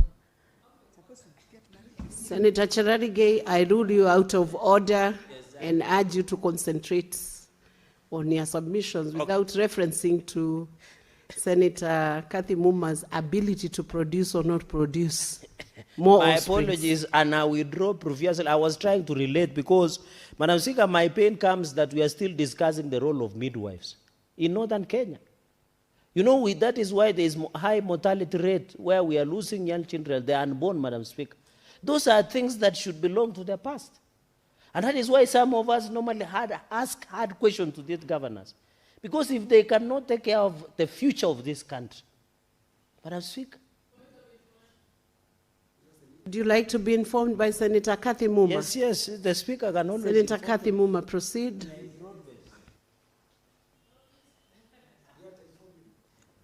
Honorable Speaker, I wish to inform Senator Cherarigei that the role of midwives in Kenya and in Africa is so important that it is at the center of stemming maternal mortality. So it will be wrong for this House to seem to look as if it does not appreciate the role of midwives. Proceed. I'm sure you are duly informed. Okay, I agree with Senator Muma that is very critical. I'll make 2 points, then I yield. But and that is why I'm saying the issue of midwives and issue should be resolved. You know, northern Kenya, especially Mandera, the average family birth rate is between 7 to 8 children, which means if we had the service of midwife, we can get even up to 10. The average of northern Kenya is between 6 to 7 children. In Mount Kenya region, which some people say is a stronghold, are getting an average of 1.5 to 2 children, although we can truncate it to 2. So you can imagine where the stronghold is, Madam Speaker. Madam Speaker, the final point, because I know we are spent for time, is other areas like just infrastructure, the issue of laundry, Madam Speaker. I am happy that one has been noted. The issue of Khadija dispensary, Madam Speaker. The incinerator, I think, is something very cheap that we should not appear in this report. The issue of Hellwork Health Center and Hellwork Sub-County Hospital, there are similar problems that we are facing, Madam Speaker. The issue of water scarcity, expired drugs, the issue of staffing, the issue of access and ensuring that people get opportunity. Madam Speaker, the second county, Wajir County, I'm rushing through, is Wajir Maternity TB Center. It's not provided for. People do not have protective gear, which is very unfortunate, Madam Speaker. The issue of condemned infrastructure in Wajir Manyata TB Center, Madam Speaker. This is very unfortunate. I am happy that the committee have made recommendations to the governor to ensure that these issues are addressed once and for all, especially their role as the governor Wajir, Madam Speaker. Even the issue of data protection, Madam Speaker, because most county hospitals don't keep data records. And you know, Madam Speaker, your sickness, how you are treated is a private matter. I wish our county governments could know that the breach of data is a serious legal dispute, that it is not fair to reveal anybody's medical records. And you know, most of us, including even in, I've seen Murang'a trying to digitize, but including Murang'a and many of our counties, they don't have protection of data. Number 3, Madam Speaker, on the issue of poor record keeping, the dilapidated, I'm happy the pictures have been shared, especially when you go to Wajir TB Center, it is a foregone discussion. In the issue of Odan dispensary, Madam Speaker, it's very unfortunate that they lack a pharmacist. There are people who are willing to work in Wajir. It looks like the county government is not very keen and they are not doing their job. On the issue of Wajir County dumping site, Madam Speaker, it is very unfortunate that there is an incinerator, Madam Speaker, to destroy this hazardous substance that come from a hospital. They are just dumping in Wajir dump site, Madam Speaker.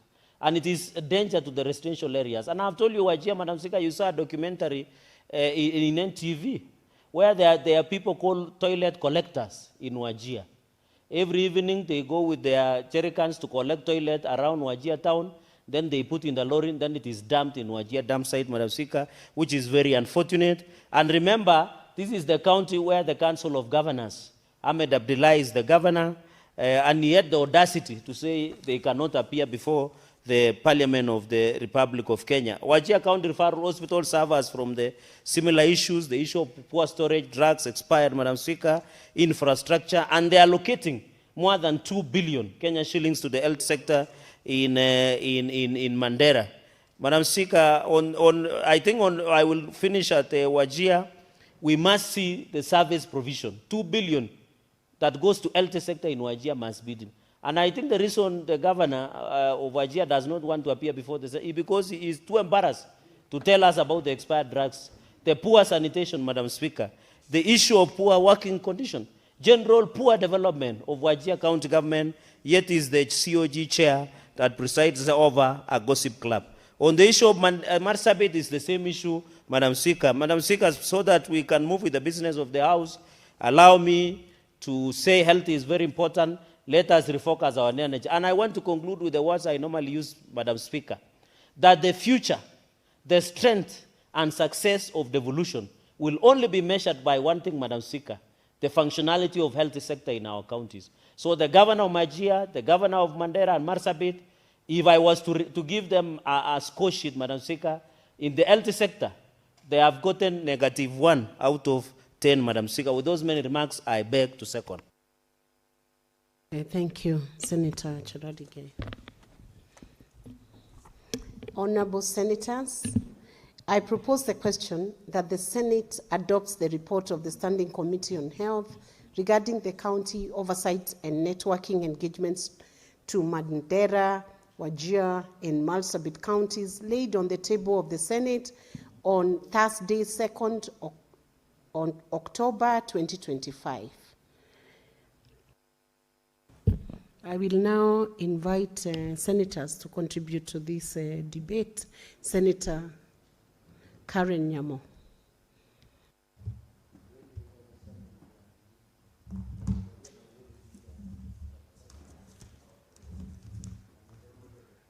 Madam Speaker, thank you for this opportunity to make comments on the report, on the findings of the Health Committee, on the visits to Mandera, Marsabit, and what is the other county?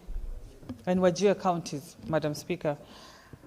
These findings by the Health Committee are not statistics. Madam Speaker, this is reality in many counties in our health system, Madam Speaker, and it begs the question, Madam Speaker, after devolution, after we have devolved health, what investments are we doing in our counties? Because what seems to happen is just recurrent expenditure. That's what we budget for. The infrastructure in county hospitals, including here in Nairobi, is really deteriorating. A visit to one of our busiest hospitals here in Nairobi, for example, Mama Lucy Hospital, and Bagathi hospitals, which are the hospitals that take care of the majority of Nairobians, the average Nairobians. You will see leaking roofs, you will see broken sanitation, and the most disturbing is patients sharing beds to date, Madam Speaker. I think it is time that we prioritize in our budgets, our county budgets, the expansion of the infrastructure in our hospitals, Madam Speaker. In this time and day, we should not be normalizing patients sharing beds and making situations or medical situations worse, because you might enter a hospital with a certain condition and have to deal with another condition that you pick in hospital because of this sharing beds, Mr. Speaker. Personnel, we have shortage of personnel, like as indicated in this report in Wajir and Mandera. And the health committee found untrained personnel dispensing medicine, and which is very dangerous because we know the repercussions of somebody who is not trained at all in the medical field dispensing medicine.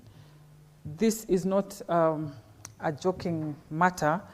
We need to be serious and train and employ in our county hospitals only trained personnel, Madam Speaker. We also have severe shortages of drugs which are perennial. These are things we have been talking about since I got into this Senate. Shortage of medicine, shortage of specialists in hospital. What is being done towards it? And the Senate Committee on Health has given quite practical solutions. And Madam Speaker, I recommend that both levels of governments, the county government and the national government, implement the recommendations of these reports as soon as possible. Health is not a privilege, Madam Speaker. You know that health is provided for in the Constitution as a right in the Bill of Rights, and so this is not something that should be up for debate, Madam Speaker. As a country, we must prioritize the health of our people, Madam Speaker. And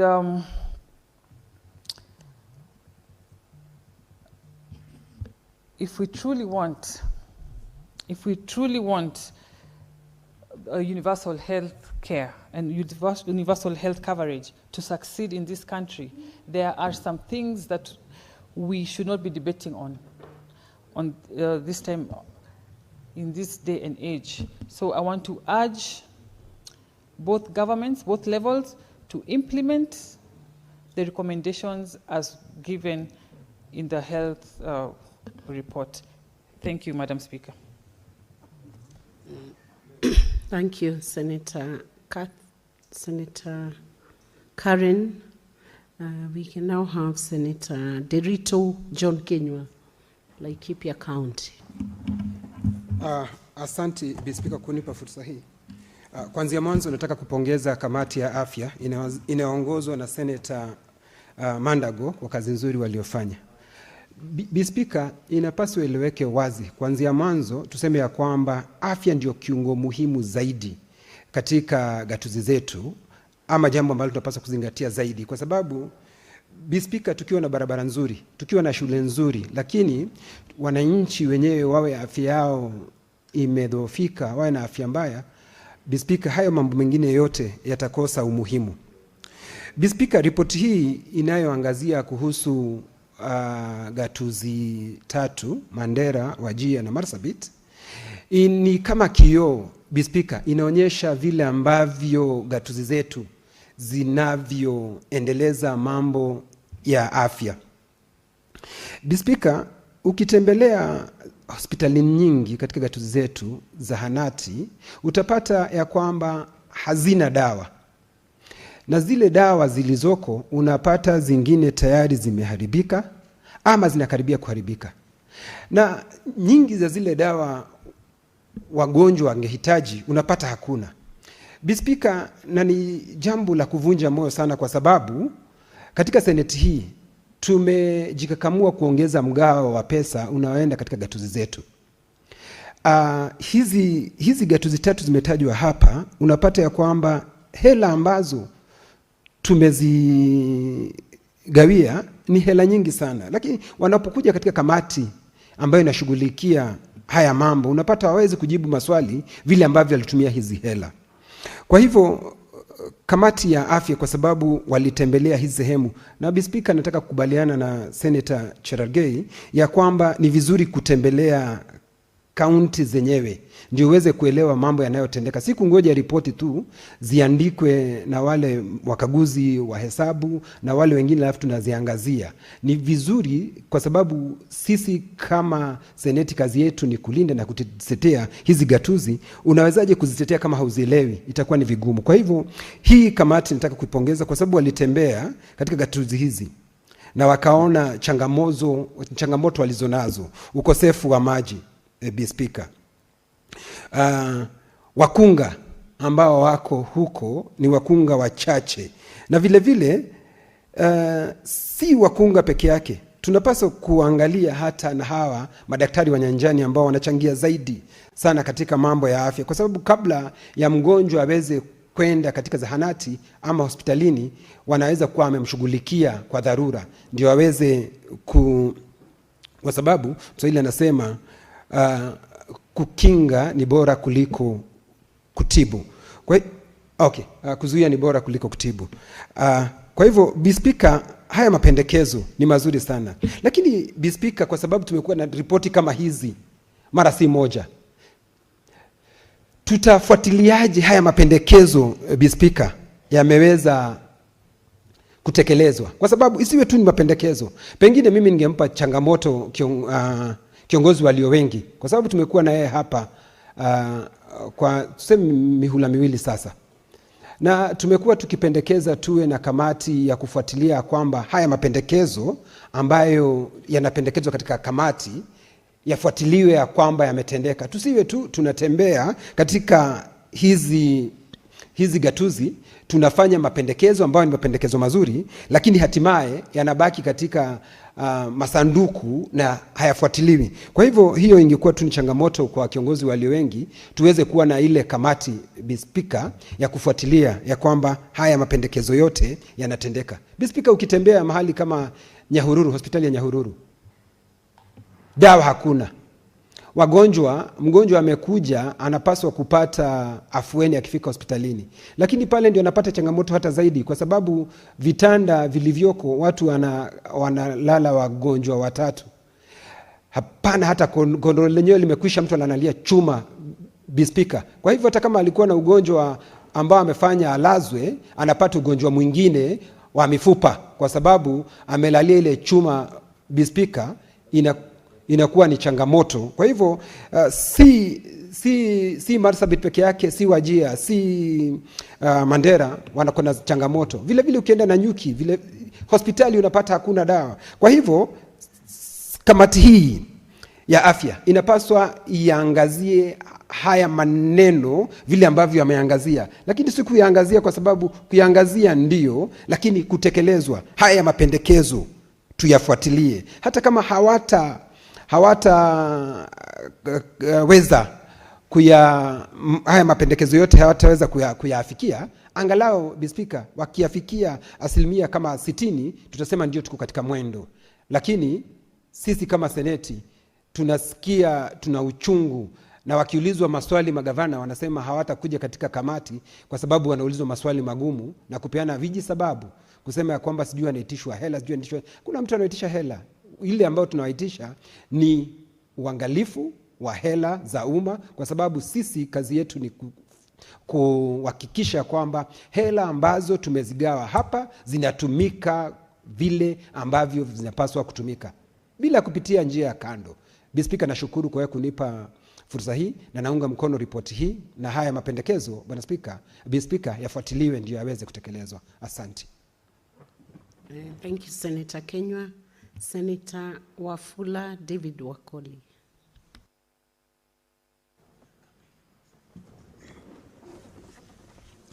Asante Mheshimiwa Spika kwa nafasi ambayo umenipa na kuweza vile vile kama aliyekuwa mwanachama wa kamati hii kuchangia Mheshimiwa Spika.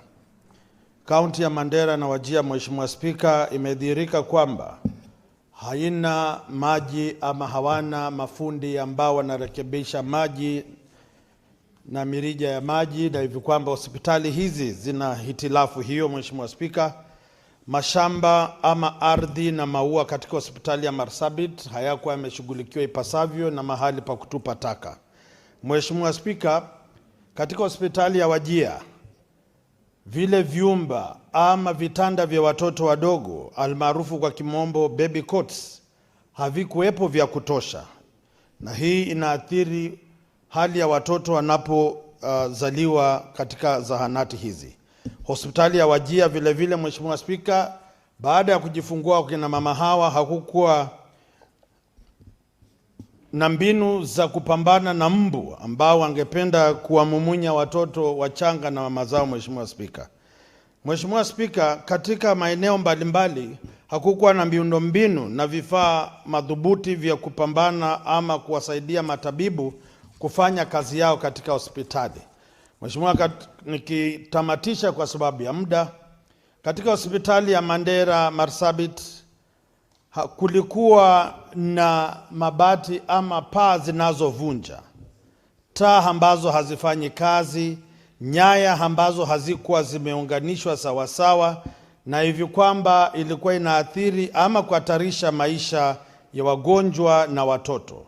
Hivi kwamba tunasema kaunti hizi lazima ziwajibike, na jinsi tulivyokuwa tunadai waje katika kamati zetu, Wakenya sasa wanaweza kwenda kwenye tovuti na mtandao wa bunge wajionee ripoti hii, jinsi magavana wanapenda pesa nyingi lakini wajibikaji ni vigumu kwao, ni kama donda sugu.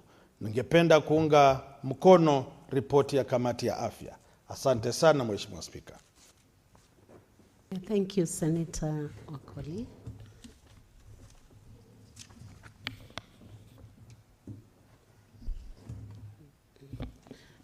Senator Mariam, you can now proceed to reply.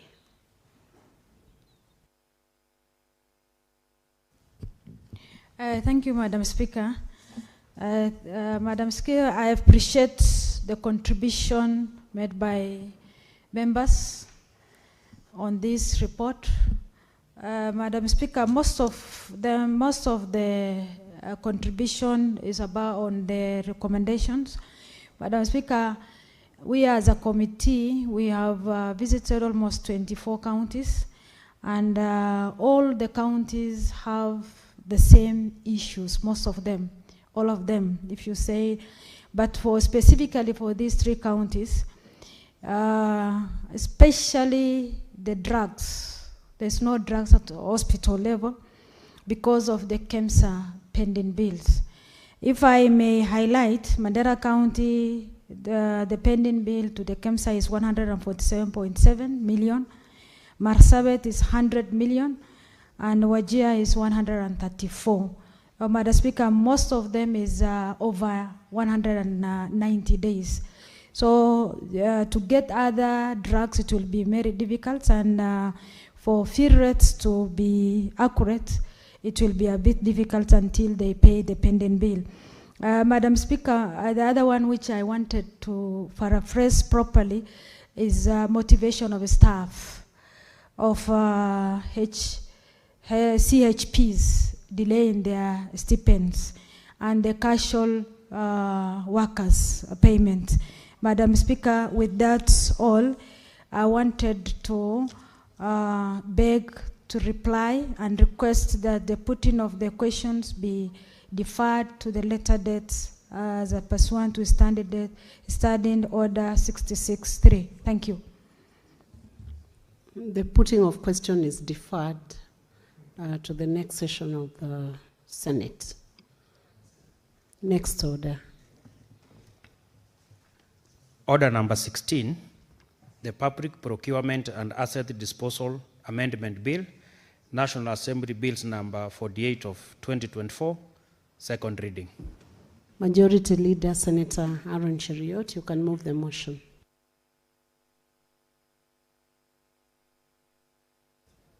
Thank you. Thank you, Madam Speaker. Madam Speaker, I beg to move that the Public Procurement and Asset Disposal Amendment Bill, National Assembly Bill number 48 of 2024, be now read a second time.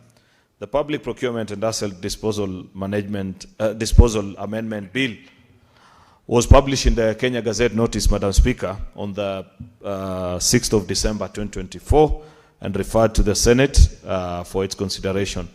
This bill seeks to amend the Public Procurement and Asset Disposal Act, Cap 412C, Madam Speaker, of the Constitution, which provides for the procedures for efficient public procurement and asset disposal by public entities in the areas of public finance.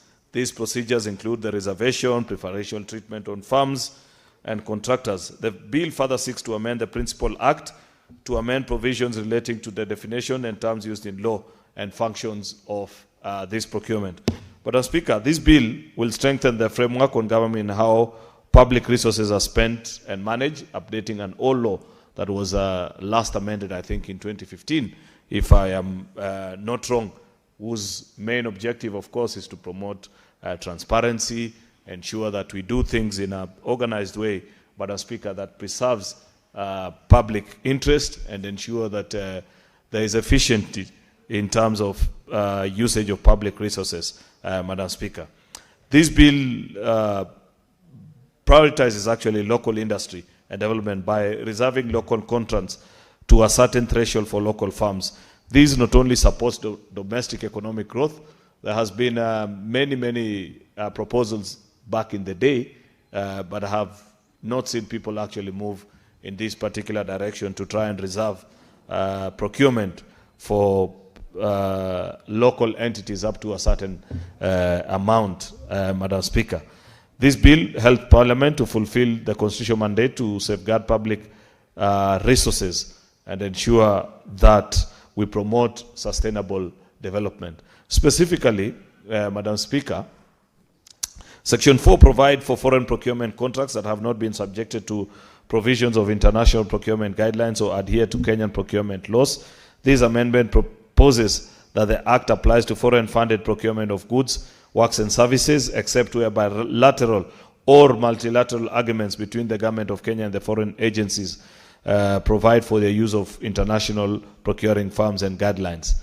To amend Section 9, it provides for an additional functions to PPRA to monitor and evaluate technology, knowledge and skills transfer programs to provide annual public reports. It also amends Section 10 to include, Madam Speaker, representatives from the Law Society of Kenya as a member of the Public Procurement Regulatory Authority. It further amends Section 33, Madam Speaker, to provide for additional roles to the county treasury to ensure that procurement functions shall prioritize goods and services manufactured in that county specifically. It repeals Section 40 of this Act to enable investigations to proceed despite the fact that issues under investigation in relation to an issue that review board is reviewing has reviewed under the relevant provisions of the Act. It amends also Section 41 to provide that a person can be debarred for public procurement for a period not exceeding 10 years. It provides that a person or a firm debarred by an international agency recognized by Kenya shall be considered to have been debarred in Kenya as if the debarment procedures and proceedings were concluded in Kenya. Many issues regarding to that particular provisions have been litigated in our courts for many years, Madam Speaker, where certain individuals or business entities have been debarred from participating in public procurement in their areas of jurisdiction. Now, in areas where you're working with entities that are recognized by our laws formally, Madam Speaker, if such individuals were to apply to do business in Kenya, they will not be allowed. To amend Section 44 of this Act to task an accounting officer to ensure that locally procured products or services are prioritized. In addition to accounting officers shall ensure that technology, knowledge and skills transfer plans from foreign firms are prioritized in the procurement and asset disposals, meaning that when you procure from a foreign entity, then you shall set in place procedures to ensure, Madam Speaker, that there is transfer of knowledge and skill to the local economy, and you just don't do a transfer of resources with them. Section 53 provides that the procurement of less than 1 billion shillings shall be awarded to a local firm. It also provides that foreign firms shall be eligible to procurement of contracts of more than 1 billion shillings where foreign firm has entered into a JV with a local firm for not less than 30% of the value of the procurement. It also amends Section 70 that requires entities to set out in their standard tender documents specific goods and works and services to be undertaken by a local firm, joint venture, where a procurement is of a value exceeding 1 billion Kenya shillings. It further amends Section 83 to provide additional forms of conduct of due diligence by an evaluation committee to visiting offices, inspection of plant. The current subsection only lists one form of due diligence, which is obtaining confidential reference from persons with whom the tenderer has had prior engagement. I hope at the committee of the whole stage you can provide further clarity to avoid the business, Madam Speaker, where you force people actually to travel to very far and beyond countries to inspect goods that are sometimes cheaper than the cost of the airfare that it takes the evaluation committee to go and inspect some of those goods, Madam Speaker. It also amends Section 89 to obligate the procuring entity to seek advice of the AG on the propriety of the funding of foreign tender in case where a foreign tender participates in the competition for procurement. To insert a new Section 139 and 149, Madam Speaker, and so many others. They are part of sections that are being repealed, which include Section 177, which is penalty for natural persons decreased from a fine not exceeding 4 million or imprisonment for a term not exceeding 10 years to a fine not exceeding 1 million and imprisonment for a term not less than 10 years or both, additionally mandatory. You know, the penalty for natural persons has been decreased from 4 million shillings to 1 million. Further, an additional mandatory fine has been introduced. The general penalty for corporate body has been retained at not less than 10 million shillings, but this will not be addition to mandatory fine if, as a result of the conduct that constituted the offense, the person received a quantifiable benefit of doubt or any other quantifiable loss. This bill also proposes mandatory fines that apply in instances where offense results in benefit or a loss. Madam Speaker, those are the various clauses that you are amending in this particular piece of law. So it's a cleanup actually of the Public Procurement and Assets and Disposal Act, Madam Speaker, to ensure that we conform it to the provisions of our new constitution, just ensure that we bring transparency and we make this law work better. With those main remarks, Madam Speaker, I beg to move and request the Senator for Bungoma, Senator Wakoli, to second. I thank you, Madam Speaker. Thank you, Senate Majority Leader, Senator Wafula Wakoli. Thank you, Honorable Speaker. On the first, I want to second this, Honorable Speaker, the Public Procurement and Asset Disposal Amendment Bill, National Assembly, number 48 of 2024. Honorable Speaker, I will not delve into detail because of time, but for the purpose of the public and Kenyans who follow, Honorable Speaker, I want to submit and second and say that Section 86 to prohibit citizen contractors who become successful tenderers from subcontracting to foreign companies unless the knowledge, skills, goods, or services are unavailable in this country. Honorable Speaker, this is a matter that is in the public domain. We are doing affordable housing, we are doing bridges, we are doing many infrastructural development, we are doing a stadium, Honorable Speaker. But Kenyans have the zeal and the desire to participate and build and construct this country. This bill will give them an opportunity to participate directly and ensure that they also add value in their skills, Honorable Speaker. To amend 89, Honorable Speaker, to obligate the procurement entity to seek the advice of the Attorney General on the propriety of the funding of the foreign tenderer in a case where a foreign tenderer participates in the competition for procurement. Honorable Speaker, to amend 135 is part of the tender documents, the transfer of skills and technology plan. We are sending many of our young people out of this country. Now we are tapping into this technological field directly from Kenya, so that as they leave this country, they are better human resource people to the world than what we have today. We don't say that we don't have the base, but we are saying the other technologies that are coming on board, we can tap into them and make Kenya great again. Honorable Speaker, to amend Section 149 to obligate the authority to ensure that priority is given to citizen contractors in the subcontractors of tenderers. Further, where it is deemed necessary to subcontract a tender to a foreign contractor, the accounting officer shall cause a report to be prepared. Honorable Speaker, you know this country, where people have been mischievous enough to pursue tenders, big tenders, but behind the scenes, they just transfer without any knowledge, without any reason. This bill is going to ensure that by the time you are subcontracting a foreign entity, it means this country is not able to provide those services. So I support this bill and request that my colleague members to create time and go through it and be able to push it to the next level.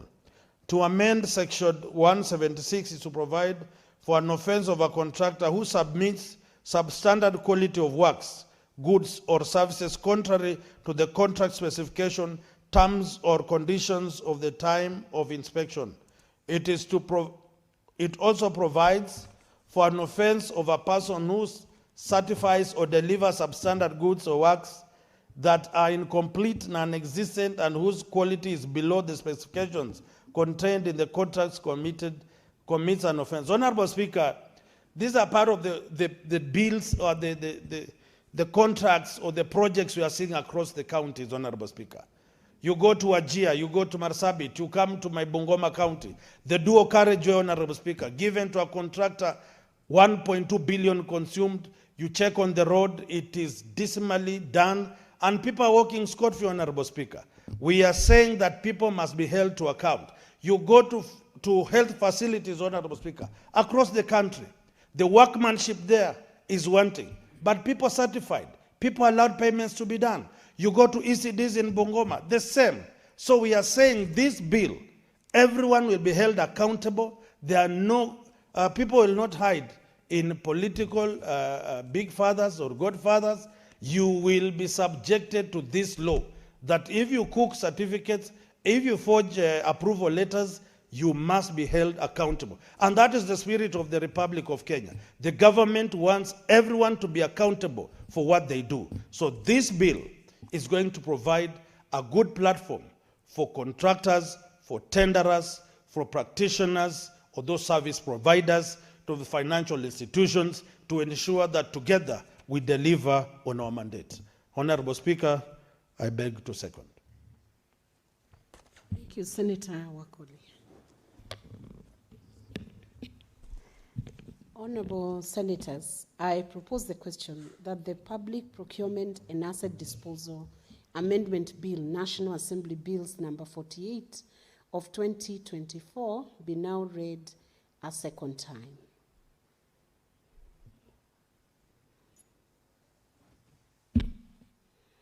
Honorable Senators, I do not see any senator wishing to have you. Oh, okay. Senator Chimera Raphael.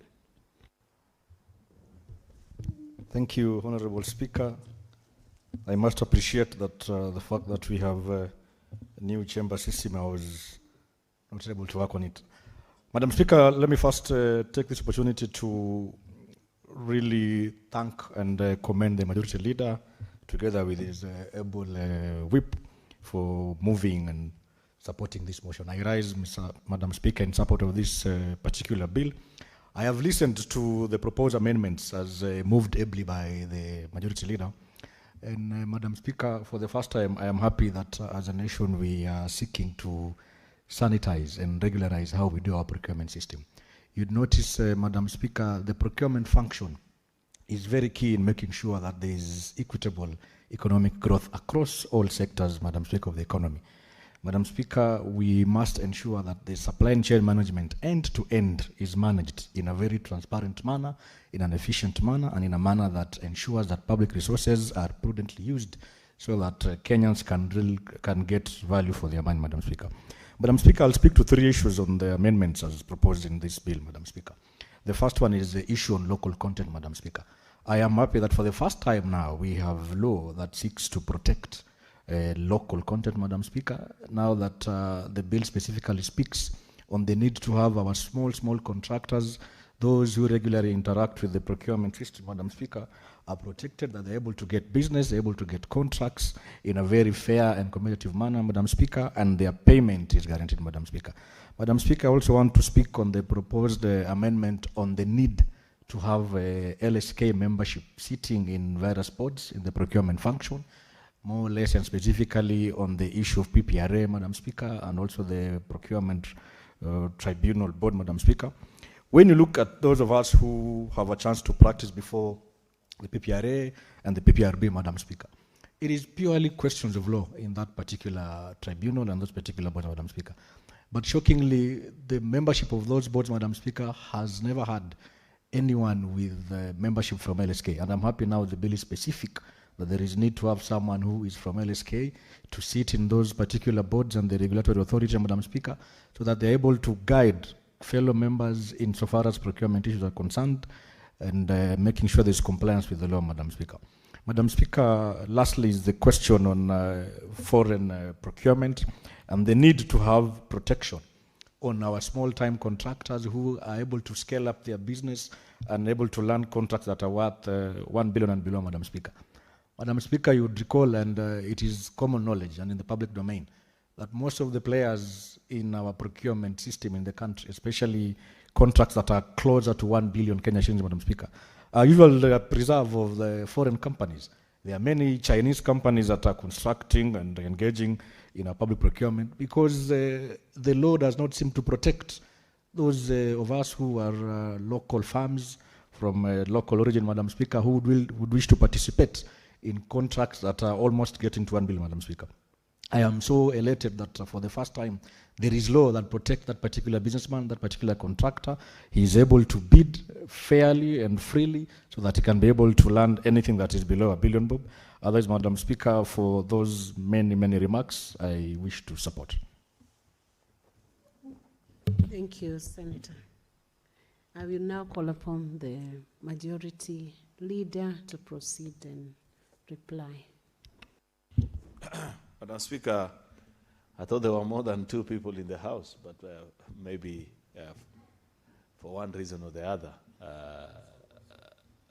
Madam Speaker, they chose not to speak to this particular topic, and I expected Chimera, Senator Chimera, my colleague, who has just walked in to have more to say, but I realized, typical of the selfish nature of the profession he comes from, the only part of the law that he picked is that we have now made it possible for LSK to have a representative. Surely, when will our lawyers do better, Madam Speaker? It cannot always be about you guys, Madam Speaker. In fact, I'm beginning to rethink whether we made the right thing. Maybe we should give this position to accountants at IcePark instead of you lawyers. Madam Speaker, I thank you.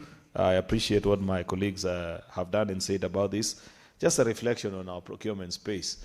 You know, one of the promises, I hear some of these politicians who have made it a habit, Madam Speaker, of clinging on to anything and everything to try and get a career out of throwing cheap shots at the president, say that there's been little reform that has been made in the country as a realization or appreciation of some of the conversations that have happened in this country in 2024, when there was a big call to accountability by various agencies. It wasn't just about young people. There are many things that many people that spoke, including religious bodies and others. Part of the bigger space that the conversation was about was in public procurement. And you remember the president promised at that particular time that we shall move from manual to digital procurement. And that has been actualized, Madam Speaker. no public entity has been allowed to procure manually in this current financial year. That's a promise that was made at that particular time, and a significant one, Madam Speaker, because when you do your procurement electronically, as proposed by many people and pushed by the President, despite, by the way, sabotage by very many agencies, including our colleagues in the National Assembly, who passed a law, again, trying to revert that particular proposal for reasons that I never understood. There was sabotage even from the media. You know, we live in a very interesting country, that sometimes we have people who serve in the Kenyan media who believe that if being right demands that they appear to agree with the President, then they'd rather appear wrong, for reasons I have never understood, Madam Speaker. On this particular issue of moving from manual to electronic procurement, Madam Speaker, I saw many of them trying to correct and say, oh, this process has been hurried, it's been rushed. Yet, I thought if there was ever to be a policy proposal that the executive made that was as progressive as many of other proposals that have been made over the years in the term of this administration, it is this move from manual to electronic, Madam Speaker, where you can go to the portals of the procuring entities, see the firms that are benefiting from public procurement tenders, at what cost, Madam Speaker, and those efforts need to be lauded, Madam Speaker. The judiciary was not left behind. Many times we are told, oh, you know, we have free courts and all these things. There were orders left, right, and center as usual. You know, you can get a court order for everything in this country. There were court orders against that policy proposal, Madam Speaker. And you look at it and you wonder, you know, when you object to such proposals that will ensure that we safeguard public property and public interest, Madam Speaker, which interest are you protecting as a judicial officer when you issue orders against such proposals, Madam Speaker? But I am glad that the President stood firm, that as we speak today, any procuring entity that has done a procurement of goods and services manually, it has been with the express provision of the National Treasury and after meeting certain conditions and justification as to why that particular process could not be undertaken electronically. That ought to be the case, Madam Speaker, so that we cut down on graft. It's one of the most decisive moves. Of course, the Council of Governors, Madam Speaker,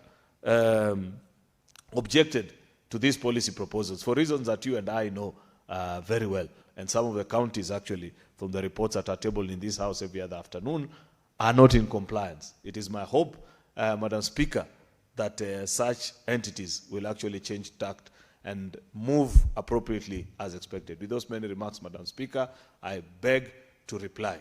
Madam Speaker, further to that, I wish to make a proposal that in compliance with Standing Order number 66.3, that the putting of a question on this particular subject be deferred until a later date. I thank you, Madam Speaker. Thank you, Majority Leader. The putting of question is deferred to the next session of Senate.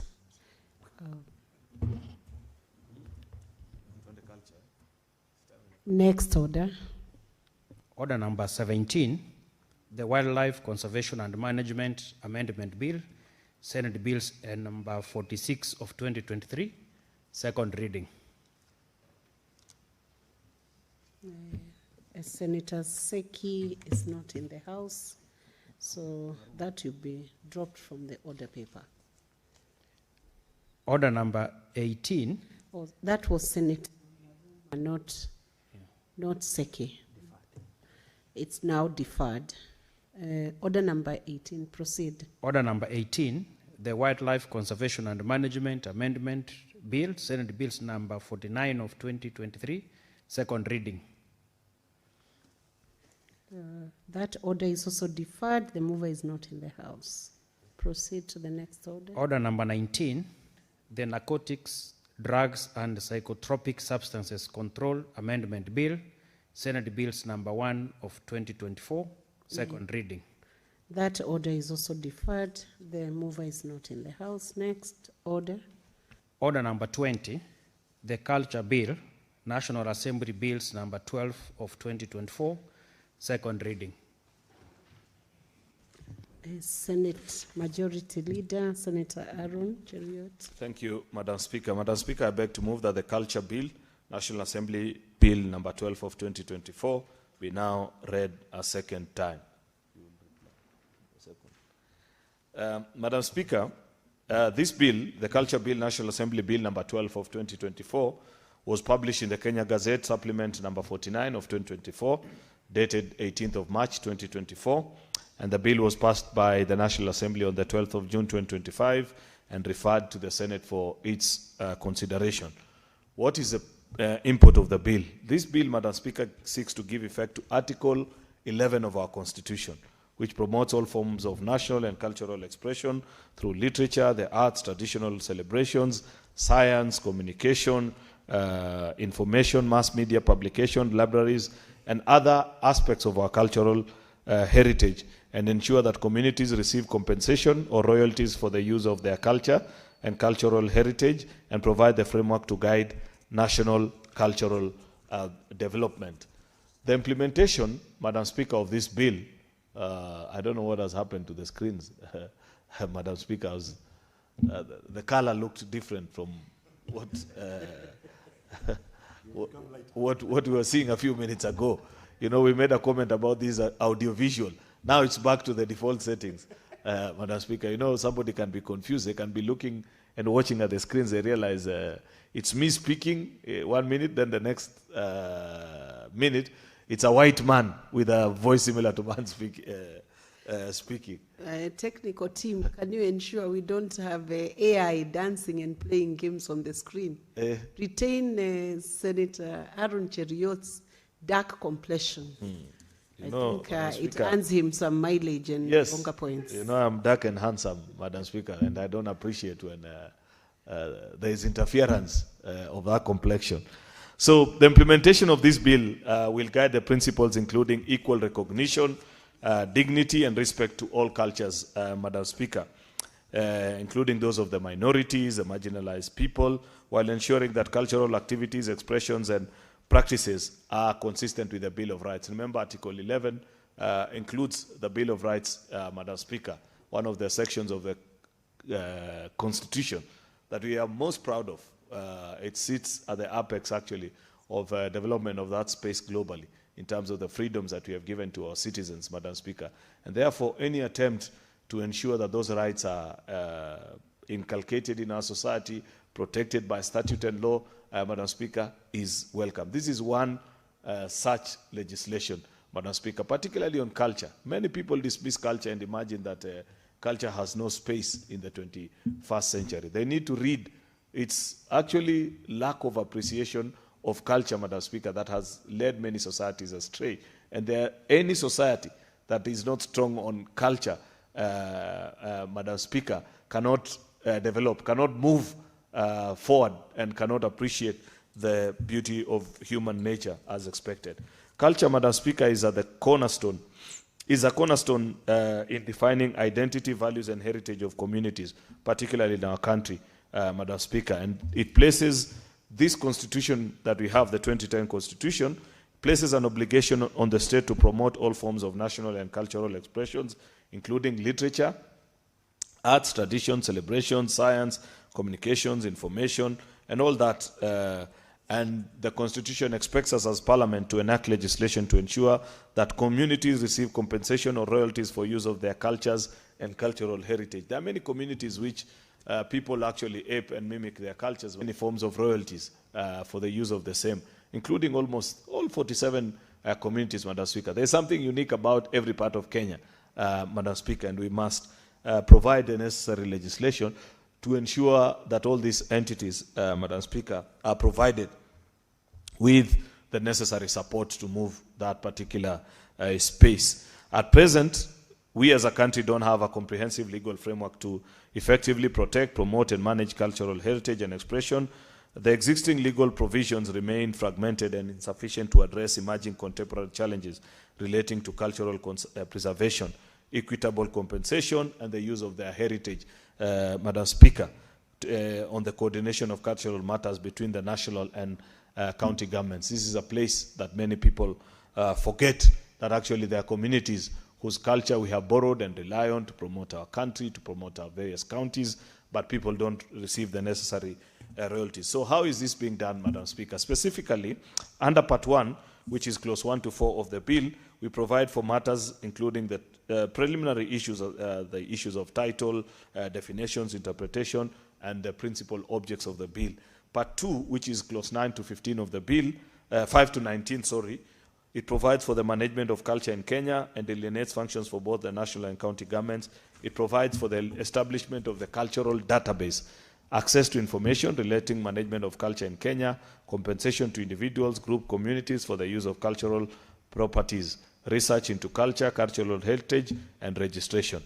Under Part 3, Madam Speaker, which is Clause 20 to 29, the bill provides for offenses and penalties in relation to culture when you violate and are not sensitive of people's culture. Remember, this article is about preservation and deepening of culture within society. So what happens to those who violate such instances? Part 4 rather, which is Clause 30 to 33, it just makes the general relations in regards to fees, charges, and penalty on the power to make regulations under this act. Therefore, Madam Speaker, given that this is a bill that should generally attract very good contributions from our colleagues, those who love culture and appreciate it for what it is, this is a very important moment that I'd wish to pause. I don't know if there's sufficient time, Madam Speaker, to continue making my submissions. I am actually concerned because there are many things that I still want to say, yet I still have a balance of, I don't know how much time you can guide so that then I will know, Madam Speaker, what to do with the remainder of the time subsequently when I get the chance to speak on this bill. I thank you, Madam Speaker. Thank you, Honorable Senator. When we resume, you will have a balance of 52 minutes to speak into that important bill. And Honorable Senators, it is now 6:30 p.m., time to adjourn the Senate. The Senate therefore stands adjourned.